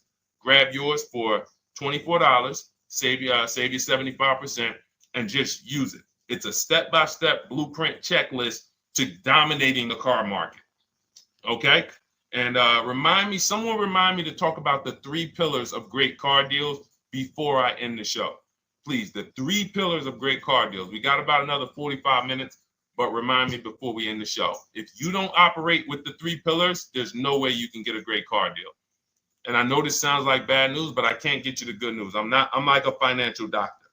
And we have financial cancer when it comes to cars.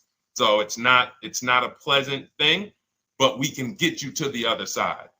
You're losing a ton of money. You're losing equity. You don't even know you can sell cars without the title that you haven't paid off yet. You don't know you can sell leases. All of this stuff is costing you thousands and thousands of dollars. But we can get you to the other side. Third, so nowadays, it's always better to just buy new, especially if you plan on keeping the car long term. No, absolutely not. If I'm keeping the car long term, there's something. So step 1 in our book is called the 8-year rule. It's the 8-year rule. Who's always wanted to know what's better, buying or leasing? Type me if you've always been like, Deshone, I hear about buying, I hear about leasing. When is it better? When is it better to buy? When is it better to lease? Who's had that question? We have an anchor called the 8-year rule, which answers the question. The next car you're buying, how many years are you planning to keep it? Type it in the chat. We had a bunch of people that said they'll be shopping. The next car you're going to be purchasing, how many years do you plan to keep it? Okay, Nurse Gregory, I see 5. Okay, let's get some more answers. How many years do you plan on keeping the next car you are going to purchase? 2 to 3 years, Jamel Singletary. Perfect. Good to see you, Jamel. Rain King Leo on Instagram, 2 to 4 years. Perfect. Okay. Paul on Facebook says as long as possible. You got to go with a year. See, that's the reason why. See, the longest possible, well, give me a year, a number of years, because you're going to see people be like, oh, I plan on keeping that car, and I didn't do the research to even find out that the car wouldn't last that long.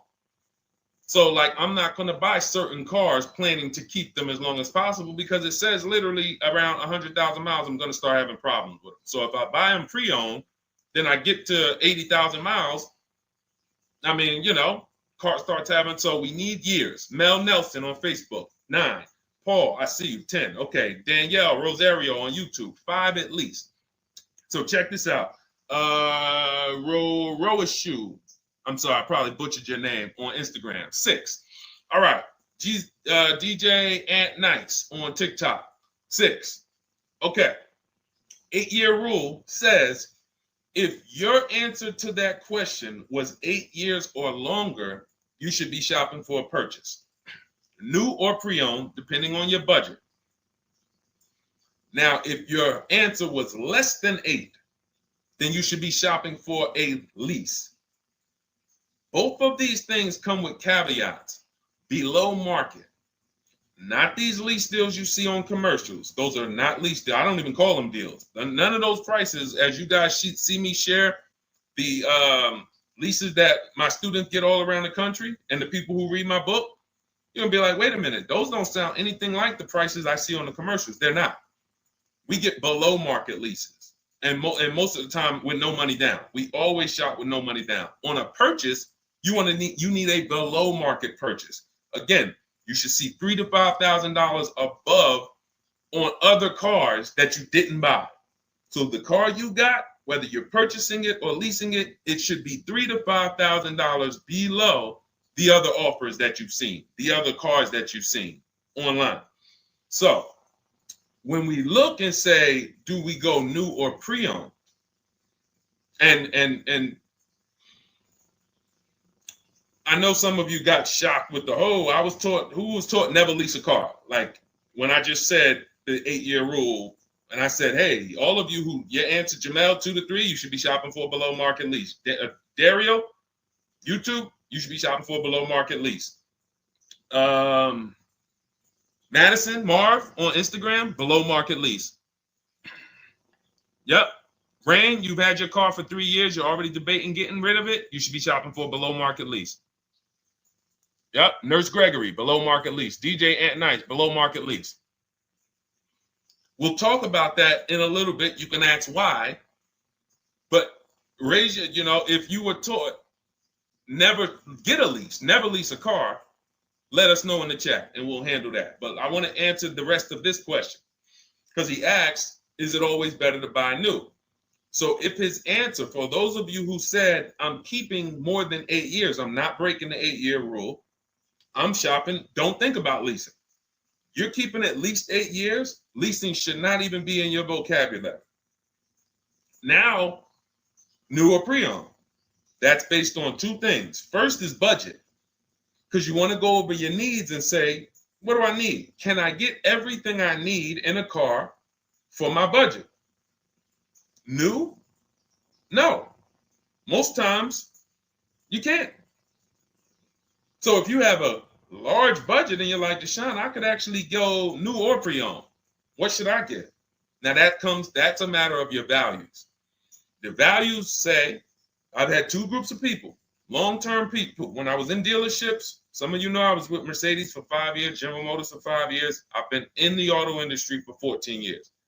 People would say, Deshone, man, I only get a new car. I'm like, yeah, I only get a new car every 10 years.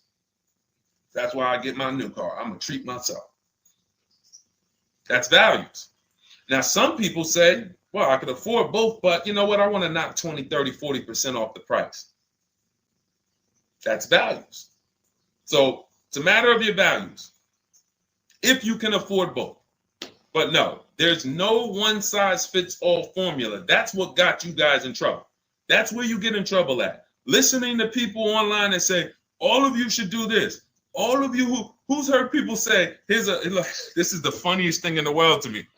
Who's heard people say some teachers, car gurus who've only bought 30 cars in their life, they think they're a guru. Who's heard them say, never buy a new car? No one should ever buy a new car, ever. Who's heard that? Who's heard that? Who's heard that? I'm going to tell y'all how funny this is and how bad this advice is. And one day, I would love to be on a panel with like people who talk cars. All I need is 10 minutes. We're gonna rip them from leasing down to everything. So everyone should buy a used car, right? Oh, wait, I don't want to talk about your dad though. Miss you dad.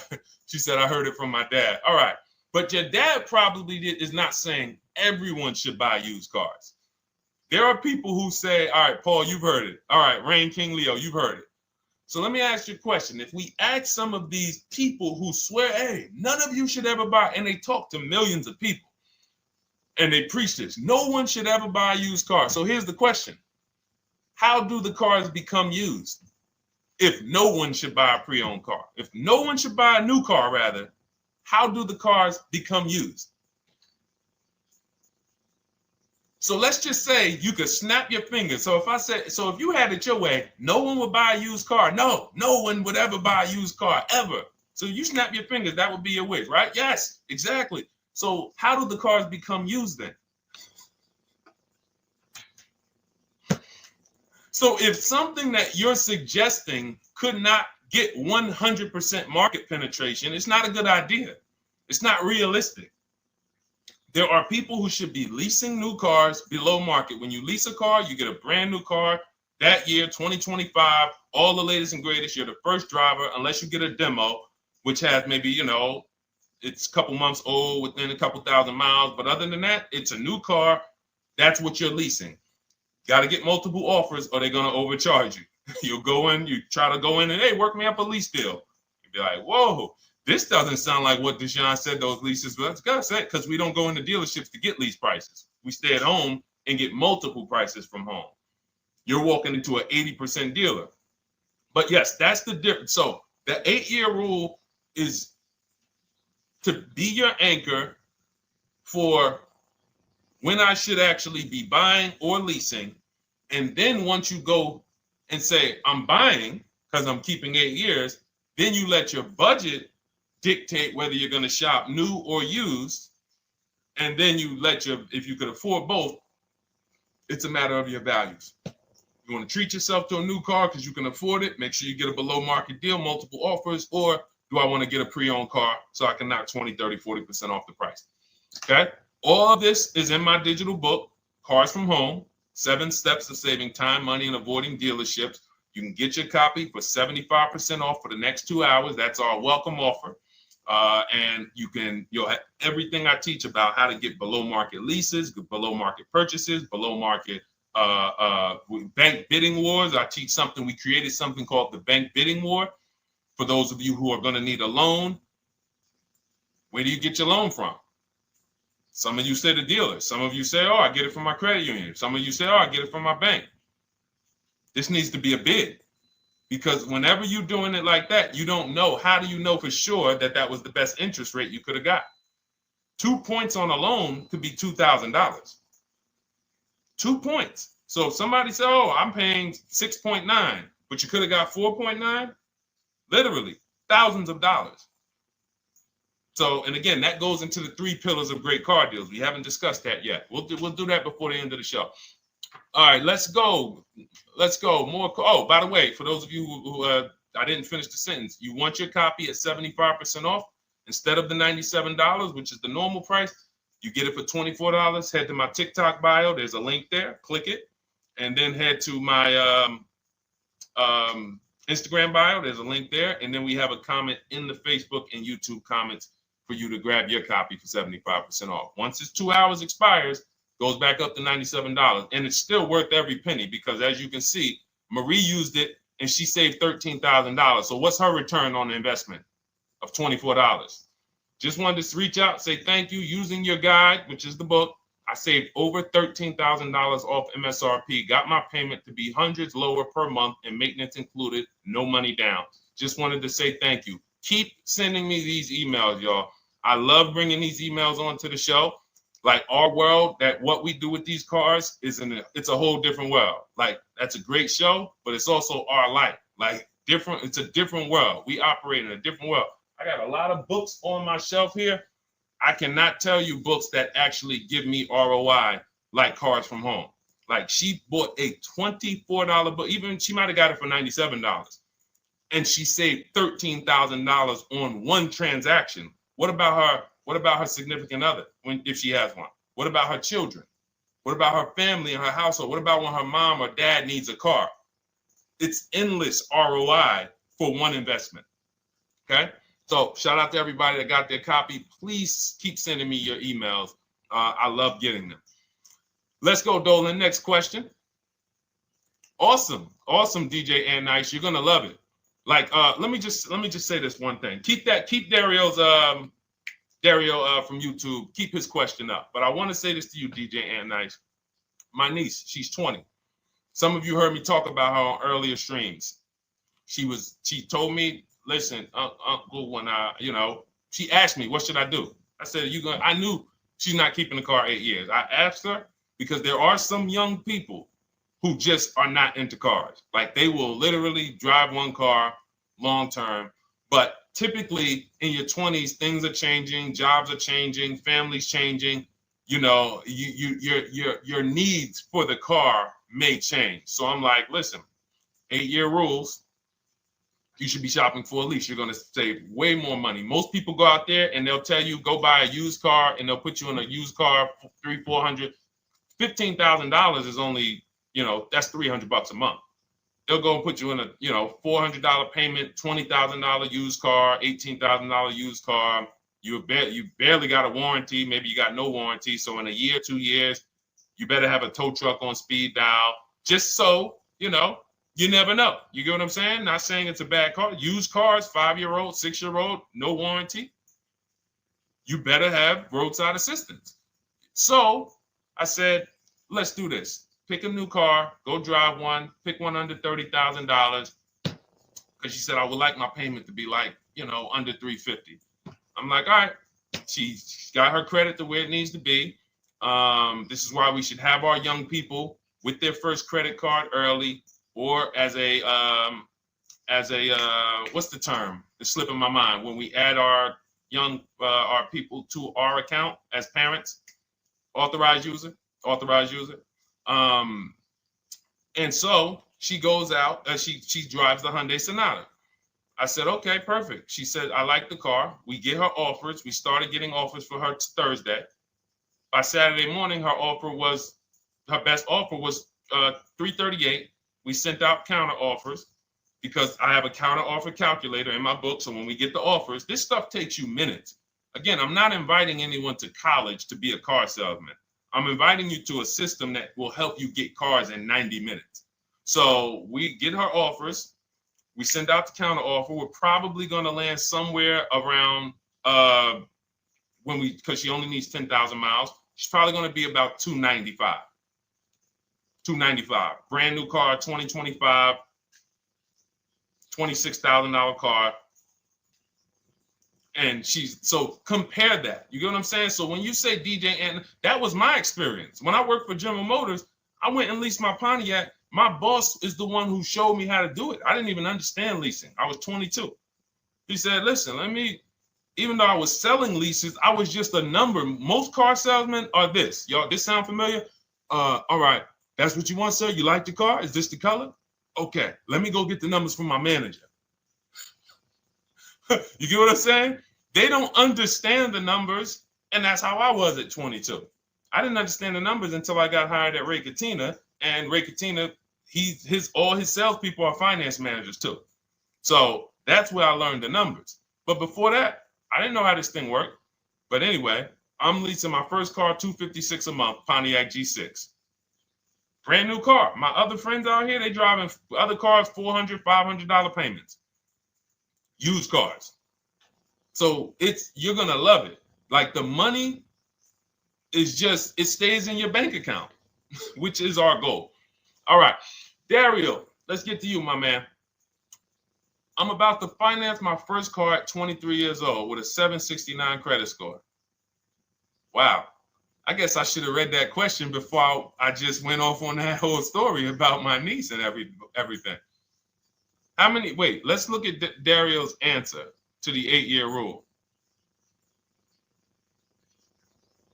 Dario, did you answer the question? Dario, how many years are you going to keep this? 5 at least.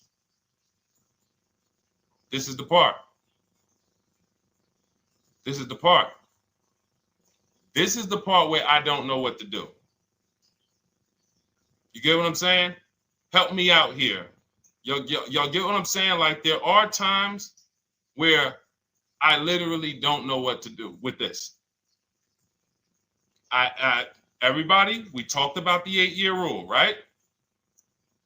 We went deep on the 8-year rule. I asked everybody I said, how many years are you keeping your next car? Everybody tapped in 10, 8, 9, 7, 5, 3, 2. I said, okay. Step one is the leasing versus buying question. What's going to save me more money? If you are not keeping your car 8 years, you are absolutely overspending by not getting a below market lease.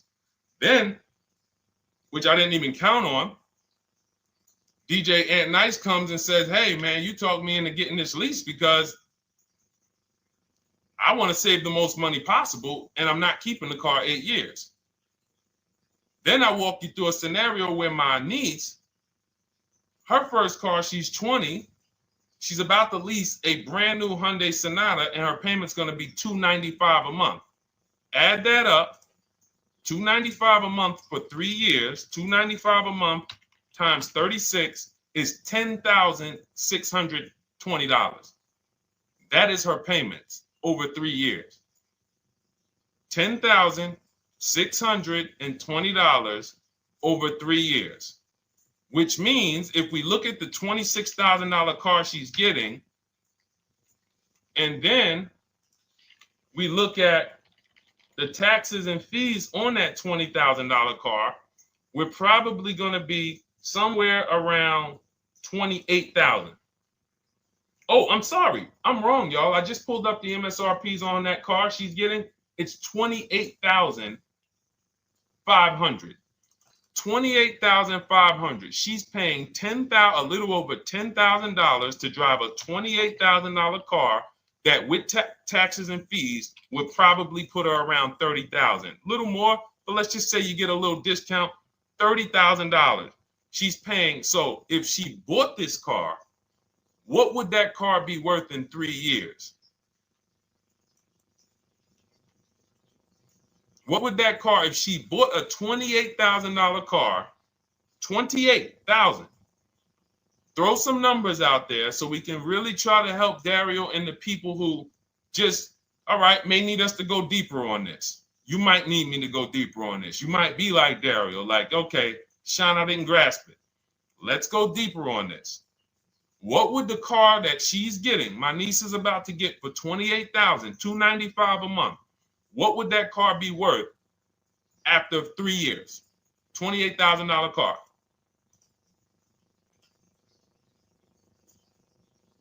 KJ Wonder, it's in the bio. Just click that link in the bio and you'll see a link that says $24 welcome special. Go grab it and come on back to the stream.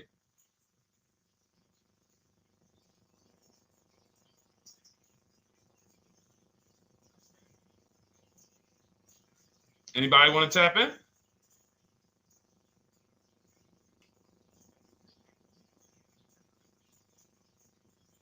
Thank you, DJ and Nice. I don't think that's right. So a $28,000 car after 3 years is worth 23? No.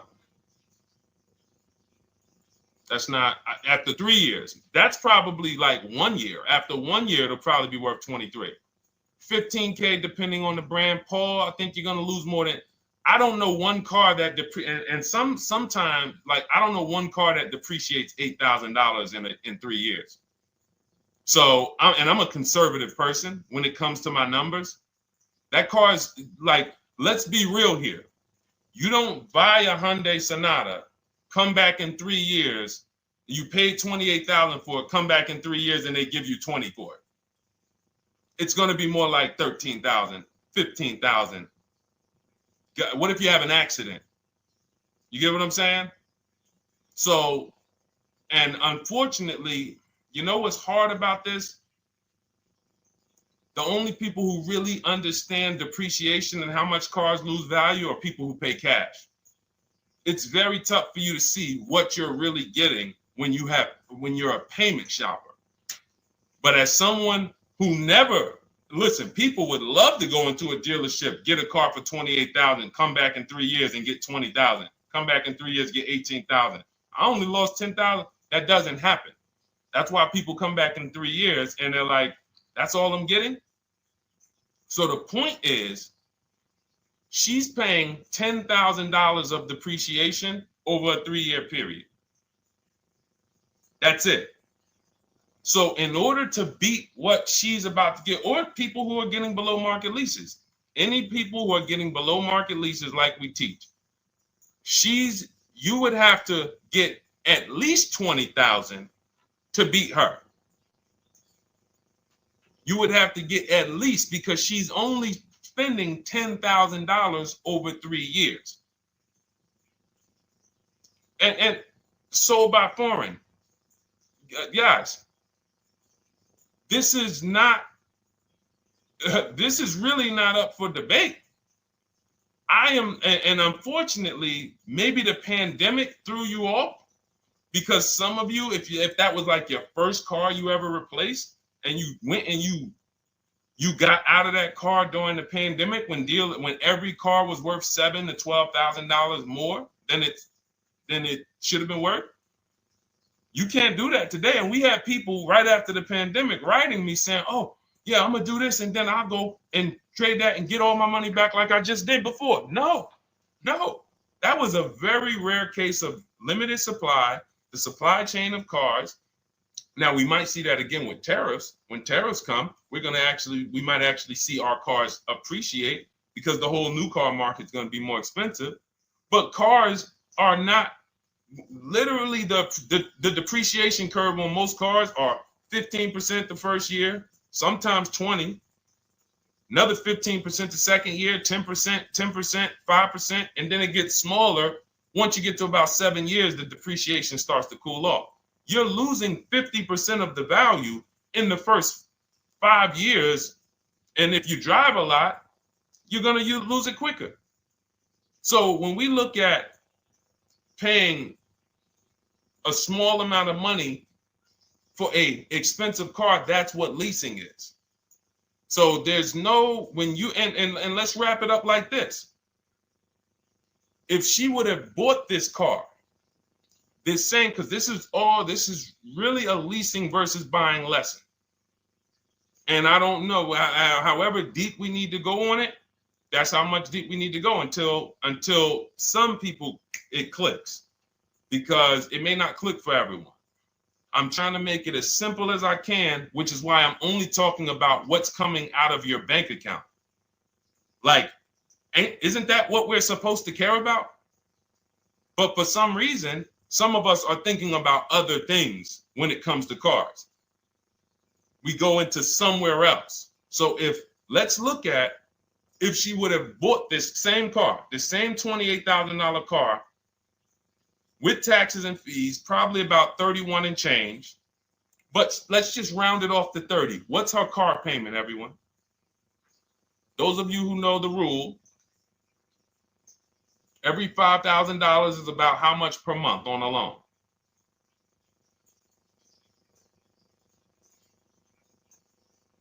Every $5,000 is about how much on a loan?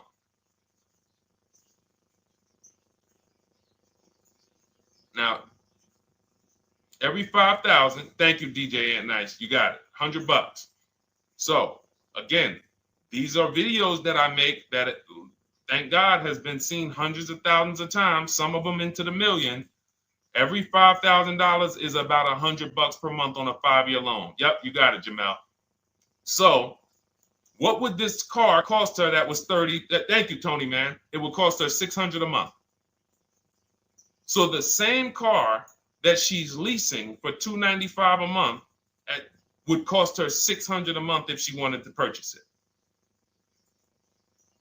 Now let's throw one more scenario in there.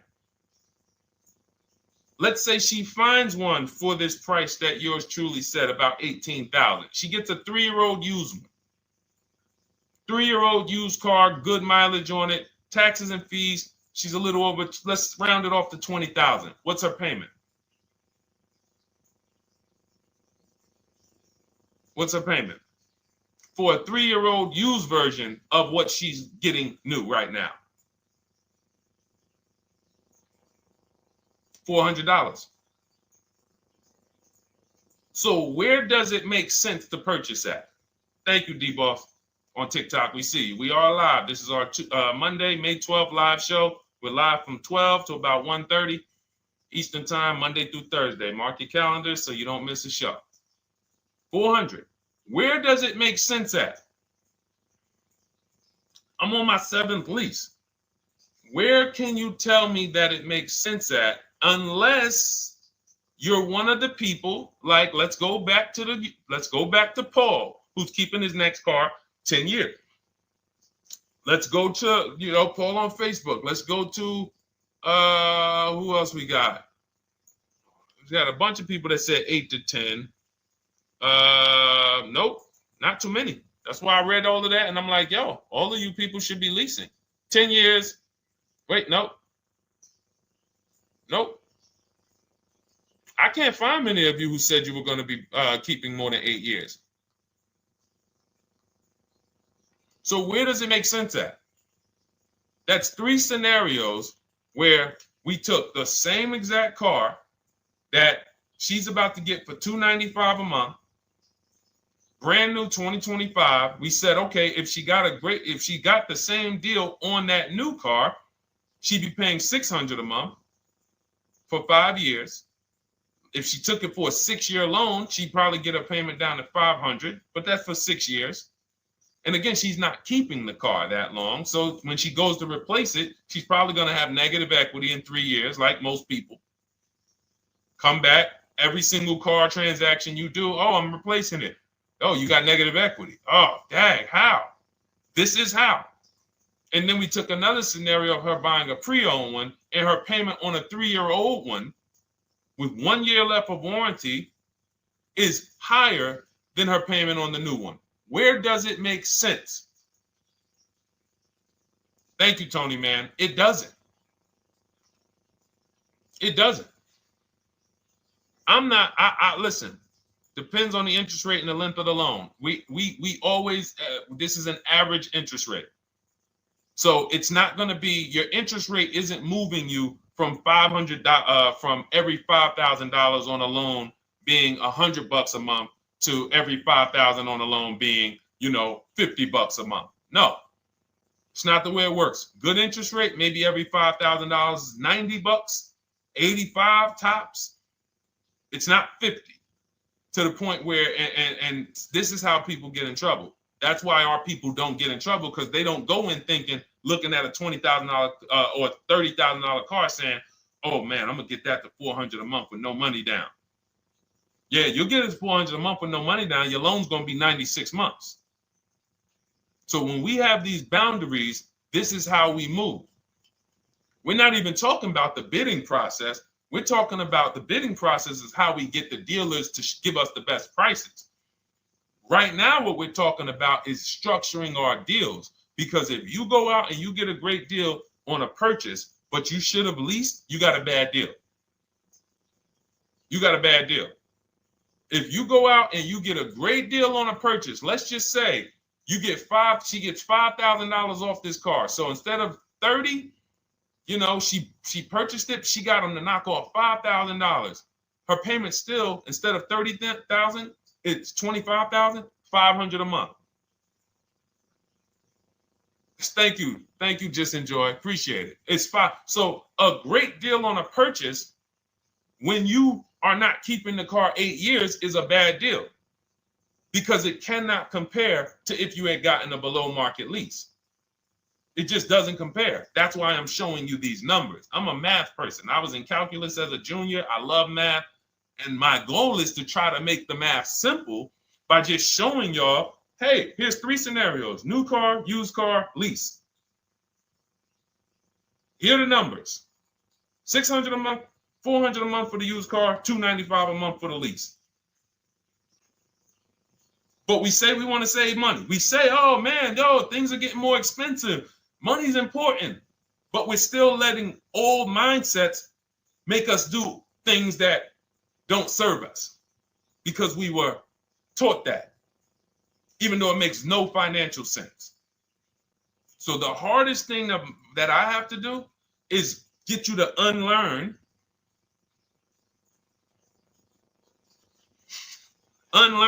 what you have been taught. That's why I represent this brand, because I realize I can't do anything for you until you get rid of the bad stuff that you picked up. You didn't go to school and you were indoctrinated into, this is how they taught me to get cars, even though it makes no sense. It creates buyer's remorse. You leave the dealership hoping you got a good deal. I hope I did all right. You wouldn't bet a dime on it. If somebody came up to you, hey, would you bet money that you really didn't get a good deal? You would be like, oh no, I wouldn't take that bet. I don't.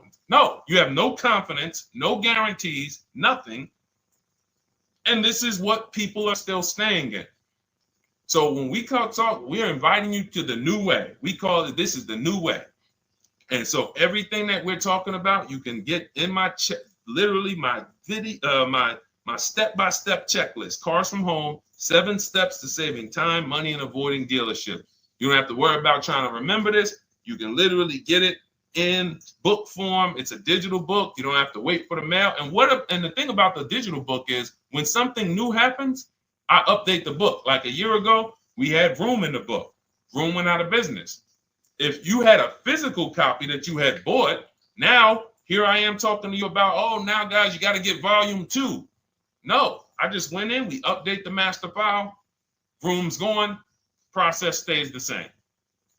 So that's the thing. So it's normally $97, but as part of our book launch special, you can get your copy for $24, 75% off. It's a 2-hour only offer. So next 2 hours, if you visited, you'll see the timer. Once it gets to 0, the investment is $97, and it's worth every single penny. The return on that $97 will be incredible. But if you get there before the offer expires, you get yours for $24. So head to my TikTok bio, click that link, my Instagram bio, the YouTube comments, or the Facebook comments. We have a link there for you. Grab your copy for 75% off. All right. All right, Dolan, let's go. We got time for a couple more questions.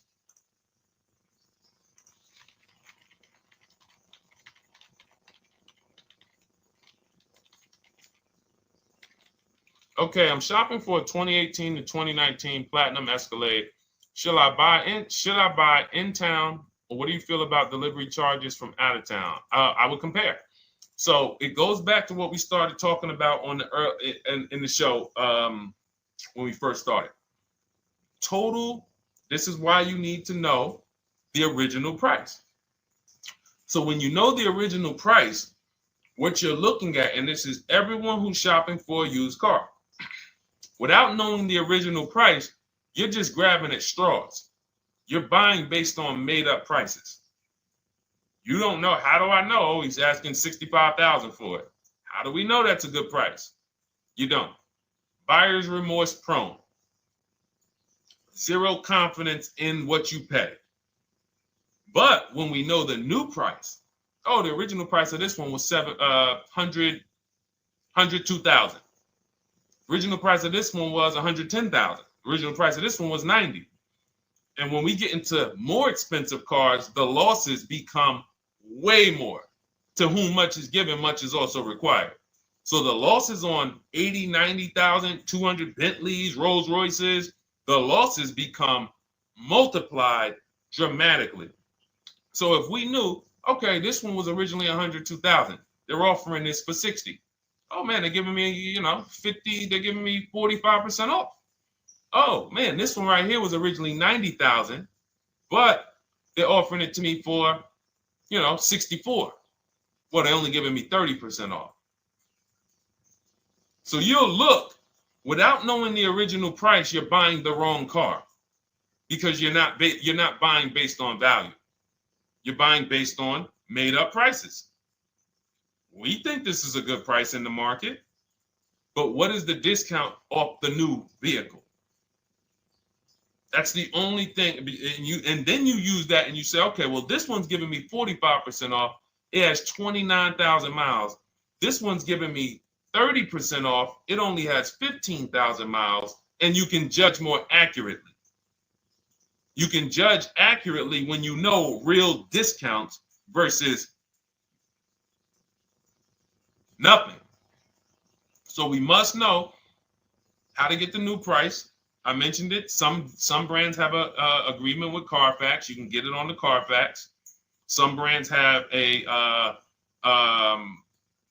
and some brands you can go to Google and Google the window sticker or the Maroni label, and you can get it that way. And then you'll see some companies that may sell it. But again, I'm never buying a used car without knowing the original price. And anyone who's listening to me and using the Cars from Home system, none of these people, Christy, look, none of these people, Milligan, Courtney, Melissa, Sheree, Ken, none of these people are buying a used car without knowing the price, the original price. That's how they get you. So when we look at what the price is with delivery, we're just factoring that in to the overall. So with the delivery, I'm still getting 42% off the original price. With the delivery, I'm still getting, so you factor all in cost compared to the original MSRP, and that tells you what the good deal is or what is not the good deal. And many of you, you're gonna see, whoa, I've been buying used cars that really don't have, because you're gonna pass on a lot of cars. Once you actually start using what we teach, it's an elimination system. It's a sorting process. We weed out the garbage. So a lot of the cars that you would have normally gotten thinking it was the good deal, you're gonna see, whoa, if I didn't know this, I would have got that car, because that car is $2,000 less money online. But when I got the original MSRP, I see that this car has $20,000 more equipment in it. MSRP of this car was 105. MSRP of this car is 85. Whoa. And it might not be that dramatic, but sometimes especially on some luxury cars, it will be. It'll be that different. So this is how we gauge value. So when we pull off in the dealership, you see people, they send their numbers. You're going to be quick to write me. Man, I can't wait to write Deshone and tell him about this. I can't wait. Man, you're going to be just like all these other people, all these people we show. Rosalie, I can't wait to write him because I am confident in my deal now. Like, whoa, bro, I just got a used car. I got 48% off the original price. Man, confidence. Would you bet money that you couldn't have got a better? No, yeah, I bet money, man. I did my research, man. I stayed at home. I used the internet like you walked me through it. There was no better deal. I had to, and you know how I know? There's a couple signals that I look for. People say, man, I had to drive an hour and a half to pick this thing up. I'm like, I know you did it right. People want that neighborhood dealer to be, oh, that's my dealer. You own it? No. Somebody did that. Hey, yeah, I work out with a guy at the gym. He came up to me one day. He said, yeah, because I went to my dealer the other day. And, they was telling me. So when I hear this, that just literally is like, oh, you own a dealership? Oh, no. I mean, you mean the dealer that sells you cars and services? Yes. Okay. See, it's just these are not our friends. People inviting their car salesmen to their barbecues. Start making them bid. Watch how quick you see Charlie is not coming to the barbecues anymore.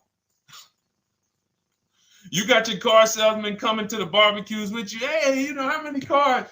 Oh man, this is Charlie. Charlie, let me introduce you to my neighbor Jane. Charlie's been selling our family cars for years. Charlie's like, yeah, hey Jane. Yeah, hey, listen, Charlie, how long we known each other? Well, I knew your grandfather first. Yeah, listen, Charlie, hey, watch you start one transaction where Charlie gets a message, your message from online. Hey, this is Nicole Stewart.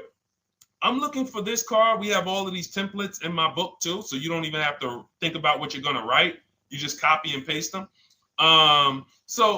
Hey, phone's going to be ringing for him. Now, we use a shopping email and a shopping phone number. We never give the dealerships our phone number. We don't want dealerships coming to our personal phone number. We use a Google Voice and we create a brand new Gmail. So you look and next thing you know, you're getting a phone call. Hey, Miss Stewart. Hey, Nicole. Calls you by your first name because, he knows your grandfather and everything. Hey, Nicole, I just got the email saying you wanted to get some, you were shopping online. Like, what? Come on. So when are you coming in? You come on in. No, actually, I decided I'm going to get a couple offers. I just want to make sure. Now Charlie has to compete. Now Charlie has to compete. And you're going to see that Charlie doesn't like to compete. He likes to make you think he gives you a great deal. And what you're going to see is Charlie's not going to win that battle all the time. Now, sometimes they'll go to bat and say, listen, I just got to do. But if he works for an 80% dealer, they're not going to let him go low enough to sell the car to you and win the bid. They're not going to let it happen. He can't do it. And then Charlie, that'll be the last barbecue that Charlie came to. Last barbecue. Oh, man. So, wait a minute. Molly, pull up Molly on Facebook's comment. Dolan, she just commented. We are live, y'all. This is our Monday, May 12th show. We do these shows from Monday through Thursday, 12 noon to about 1:30. So make sure you set your calendars and tell your friends and family, because they're out there shopping right now and they're getting their heads chopped off. I hope YouTube doesn't censor me for that, but they are. And if we were to look at their car deals compared to what our people are paying, you would be like, yo, they got. So pull up Molly's comment, please. Okay, there we go. After listening to you, okay, I got called in for another option of SUV I ordered, and boom, they had over $6,840 in options. Ceramic coating, tint, theft protection, yet they kept going down on the price but never removed it. I left. See, and this is, so there's two. One thing you did wise was to not take the deal. What I want you to get to is the point where people can no longer waste your time. When you get to a point, see, with all of you using the Cars from Home system in my digital book, it's impossible to have anyone waste your time. Because when they waste your time, they actually still feel like they won. I'm going to tell you why. We're going to sell this car to someone else, and you still need a car. So that's why that's a reason why who's heard wait till the end, this bad negotiating advice, wait till the end to tell them you have a trade. They know that they literally will do this whole negotiation. You've been in there for 3 hours, 4 hours. Now you spring your trade in on them, and they know, well, we don't have to give her what she wants. We don't have to give her $16,000. Yeah, offer her 14. Offer her 14. Because she's been in here negotiating back and forth. We already dropped our price a little bit. We still got profit we're making, but listen, let's try to make some of that back on the trade-in. All right, offer her 14. Now you've been in here and you're like, no, wait, I know I could get 16 for it. Listen, the car's worth 14. I mean, listen, if you could get 16, God bless. Now they're in a position of strength, because if you walk away, you still need a car. You've wasted hours of your time. And if you take the deal, they won. So it's like some people be like, man, because that's what they're thinking about. You know how many people say, Dad, all right, I know I feel like I could get 16, but do I really want to go through this all over again? All right, let's just do the deal. Lost. Didn't get the money for their trade-in, have no idea if they're getting a good price on the new car. They haven't gotten other offers. That's the car business. That's what 95% of people do. That's the car business. Leave thousands on the table. And now we can talk about 3 pillars of great car deals, because that actually ties into what we're talking about here. Thank you, Nicole. Thank you. Helping out the community. Listen, I help everybody willing to listen. I have the benefit of actually teaching something that is so effective. I get hundreds of people that write me and send me deals and get results. So I have a real-time gauge on how we're doing. Real time. Versus somebody who sells stuff, but they don't really care about the result. So you'll buy stuff and you're like, whoa, this is not the result I thought I was going to get. All we do is hold ourselves accountable to the results. And as long as we keep getting these emails in, as long as we keep getting people writing us, taking pictures, sending stuff, we know people out here getting the same types of deals that I would be getting. And that's what I want. I don't want anyone taking a deal that I wouldn't take. As somebody who's done thousands of transactions with Mercedes and General Motors, leased 7 cars. I'm the one my friends call. They've been calling me for 7 years, 8 years. Deshone, all right, man, I need a car. I'm good. Listen, this is what I do. And the way that we give them peace of mind is the comparison offers. You only have peace of mind with comparative offers. There's nothing else. That's why you can buy spaghetti sauce, and that's why you can buy a TV on Amazon in 5 minutes, 10 minutes. Because you're going to go through, boom, okay, all right, let me check Walmart.com. All right, let me check this site. All right, let me check this site. All right, this one's the best. You spend $800, $400 in 15, 20 minutes. And not feel buyer's remorse because you've seen the options. Buyer's remorse comes from not seeing other options. It's that simple. All right, let's go. All right, Dolan, we got time for. All right, yeah, throw another one in, Dolan. Let's go. All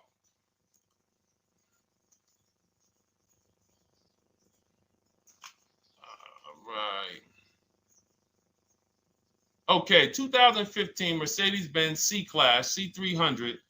Hey, wait a minute. R. Hunter Photography. Just got the book, and I'm looking forward to reading it. Congratulations. Everyone who got your book, just type book in the comment section. I just want to give you a shout out. Thank you so much for those. If you have the book or if you just got the book, just type book. Thank you so much, R. Hunter Photography. Appreciate you. Make sure you send me your success story. That's what I care, whether you buy, lease, or purchase. Even when you use the bank bidding war, show me, hey, yo, this bank was at this interest rate. This bank was at this interest rate. And then the dealer got me this. Write me all of that stuff. I love hearing all of that. Michael, good to see you. Michael McLaurin on TikTok. Thank you so much. Use it and win. Use it and win. I want that book to return to you $5,000 to $10,000 per deal. So every single time you do a car deal, that book should be returning to you $5,000 to $10,000 per deal. All right, 2015 Mercedes C-Class, 85,000 miles. What are you thinking? See, there's nothing there. You get what I'm saying? There's nothing there. You have nothing to compare it to. Now, here's the thing. We teach something in the book called, and we still got to go to the 3 pillars of great car deals again. But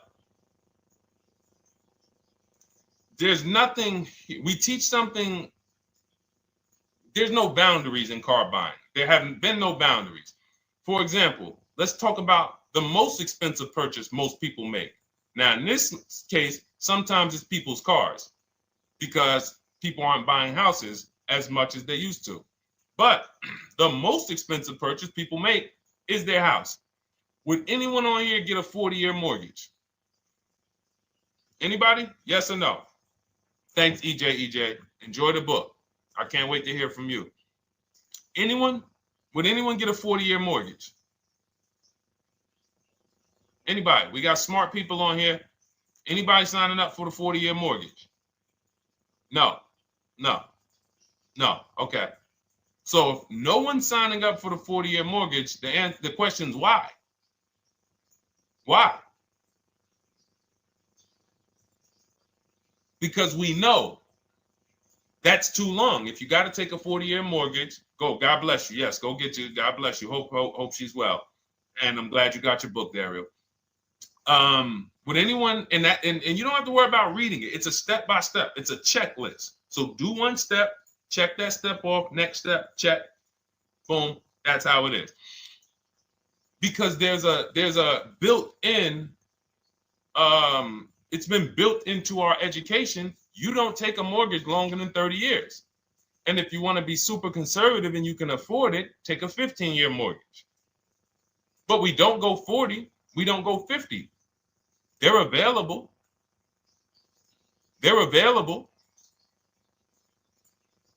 That's the same thing with 8-year car loans, 7-year car loans. And when we look at, so we have something called the rule of 72, which is 6 years, and the 10th birthday. What this says is you should never take a loan longer than 6 years, 72 months, and you should have the car paid off by the 10th birthday.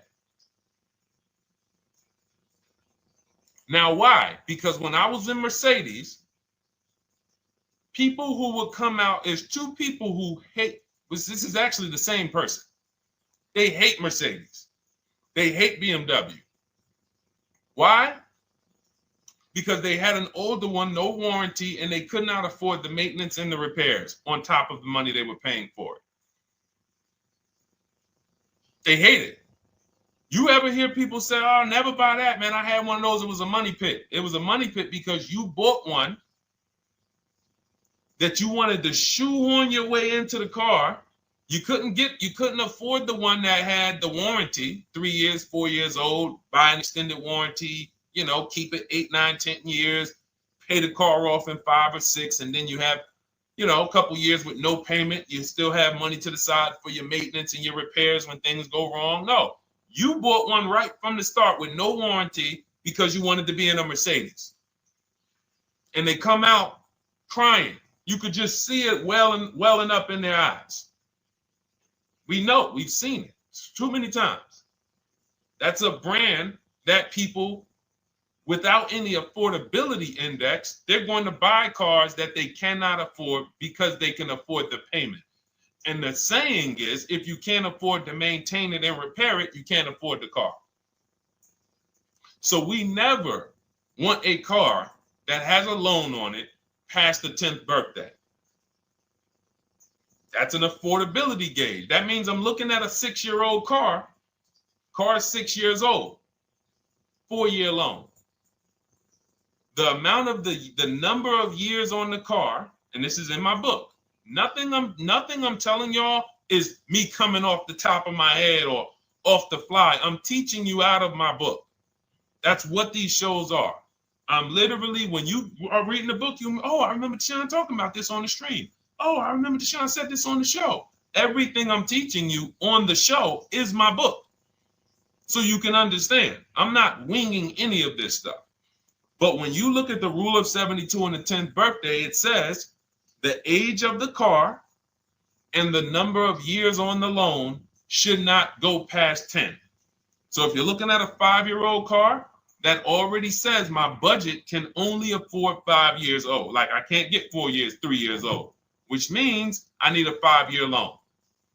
If I'm looking at a 4-year-old car, I could do a 10-year loan. I mean a 6-year loan, because that's under 10. If I'm looking at a 3-year-old car, I can do a 6-year loan. 2-year-old car, 6-year loan. But if I'm looking at a 7-year-old car, 3-year loan. And what you're going to see is, wow, when I use that, Deshone, I see there's certain cars I can't afford. Correct. Correct.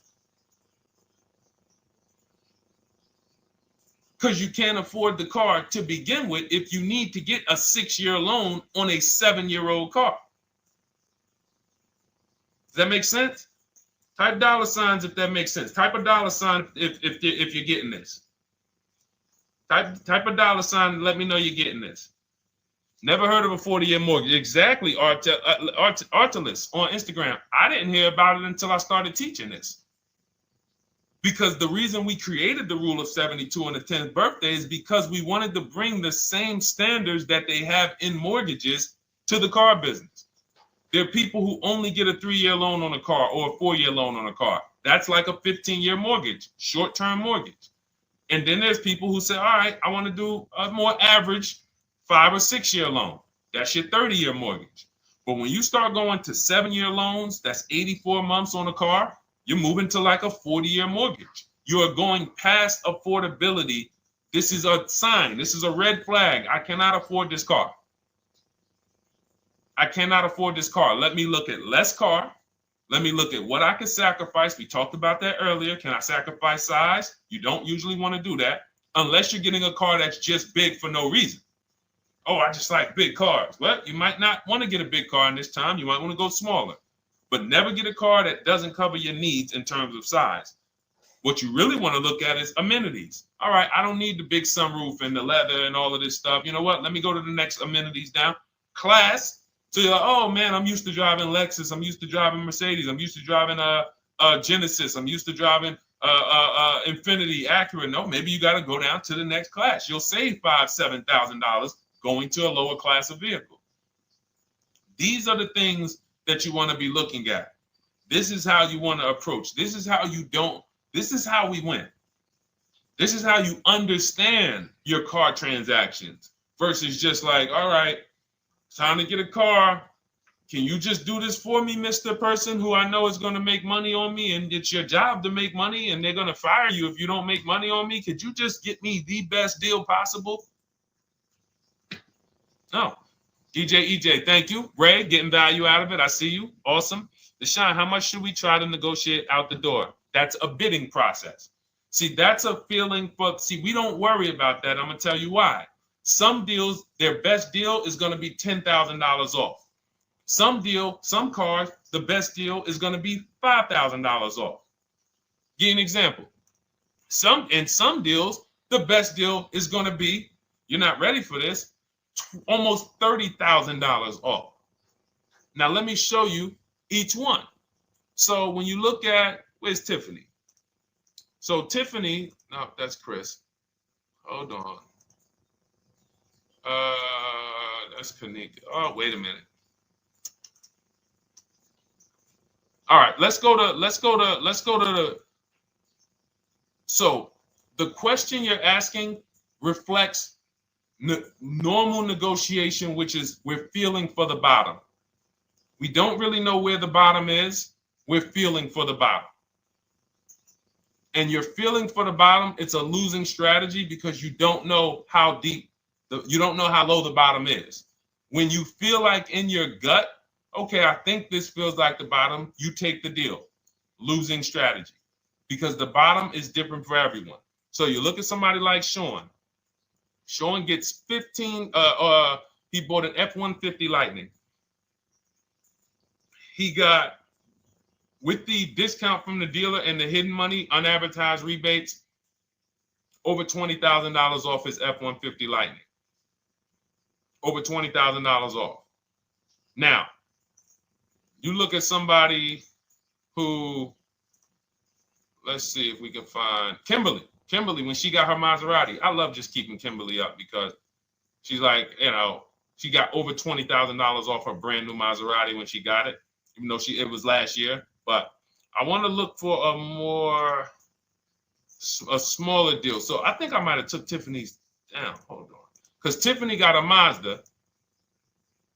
Hold on. I used the strategy in your book. Hold on. Tiffany got a Mazda, and when she got her bids, her best offer was $6,300 off. That was the best offer on that car. But she had other offers that were $3,000 off, $2,000 off, sticker price, over sticker. That was $63,000 off, $6,300 off. Then you look at somebody like Milligan. Milligan got the biggest discount I've ever seen in my life. She got a $79,000 car. She got her bids, and she got almost $30,000 off. It's $79,000. She paid $51,359. Brand new car. Brand new car. Brand new car. So do you see that if we're trying to feel for the bottom, let's say you think, all right, $3,000 off. I guess that's a good deal. You're getting beheaded.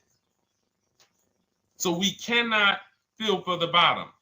That is buyer's remorse prone. That is how we have buyer's remorse. The only thing we do is we sit at home, we get bids. That's the name of the game. When you are getting bids, life changes. You now know, oh, this deal is taking off 8. This deal is taking off 2. This deal is taking off 8. This deal is taking off 10. This deal is taking off nothing. Oh, the $10,000 dealer wins the bid. You took off $10,000. That was the bottom. And again, we use the 25-to-5 strategy where I show you how to connect with 25 dealers in 20 minutes from home.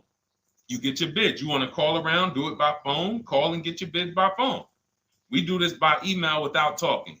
That is what's in my book. That's how we do it. So everything we talked about is in my new digital book. Cars from Home, 7 Steps to Saving Time, Money, and Avoiding Dealerships. Normally $97, part of our welcome offer. You get your copy for $24. That's 75% off. In my TikTok bio, click that link. My Instagram bio, click that link. Or YouTube comments in the Facebook comments, deshonsbook.com. 2 hours, get your $24 and let that continue to make money for you and keep money in your family. We didn't talk about. We didn't talk about selling leases and equity in leases. We didn't talk about the bank bidding wars. We didn't talk about,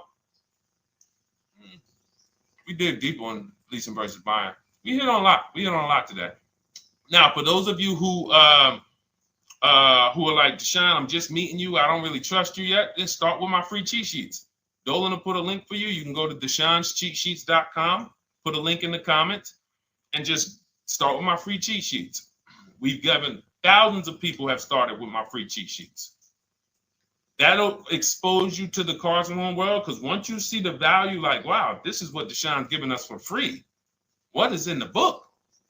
The book is your step-by-step checklist, step-by-step blueprint.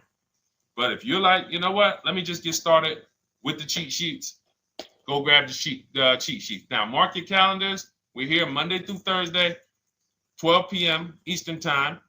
Show usually lasts about 90 minutes. You can bring your questions.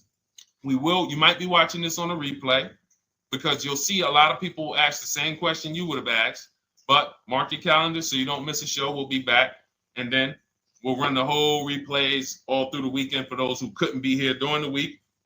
So I might start doing something for people who bring people. Write me some ideas, because what I really want is I want to come up with something, a way to reward people who share. That's why I wanted to give a free copy of my book to our nurse on TikTok. You know, like, I want to come up with something for people that bring people, that help me actually spread this message.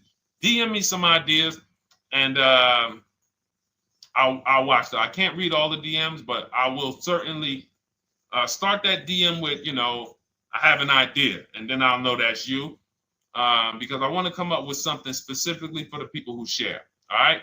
I'll see y'all tomorrow. Thanks for watching. This has been our show. Congratulations to everybody that got the book. Make sure you send me your success stories. Email me when you get your cars. I want to hear all about it. All right. God bless you.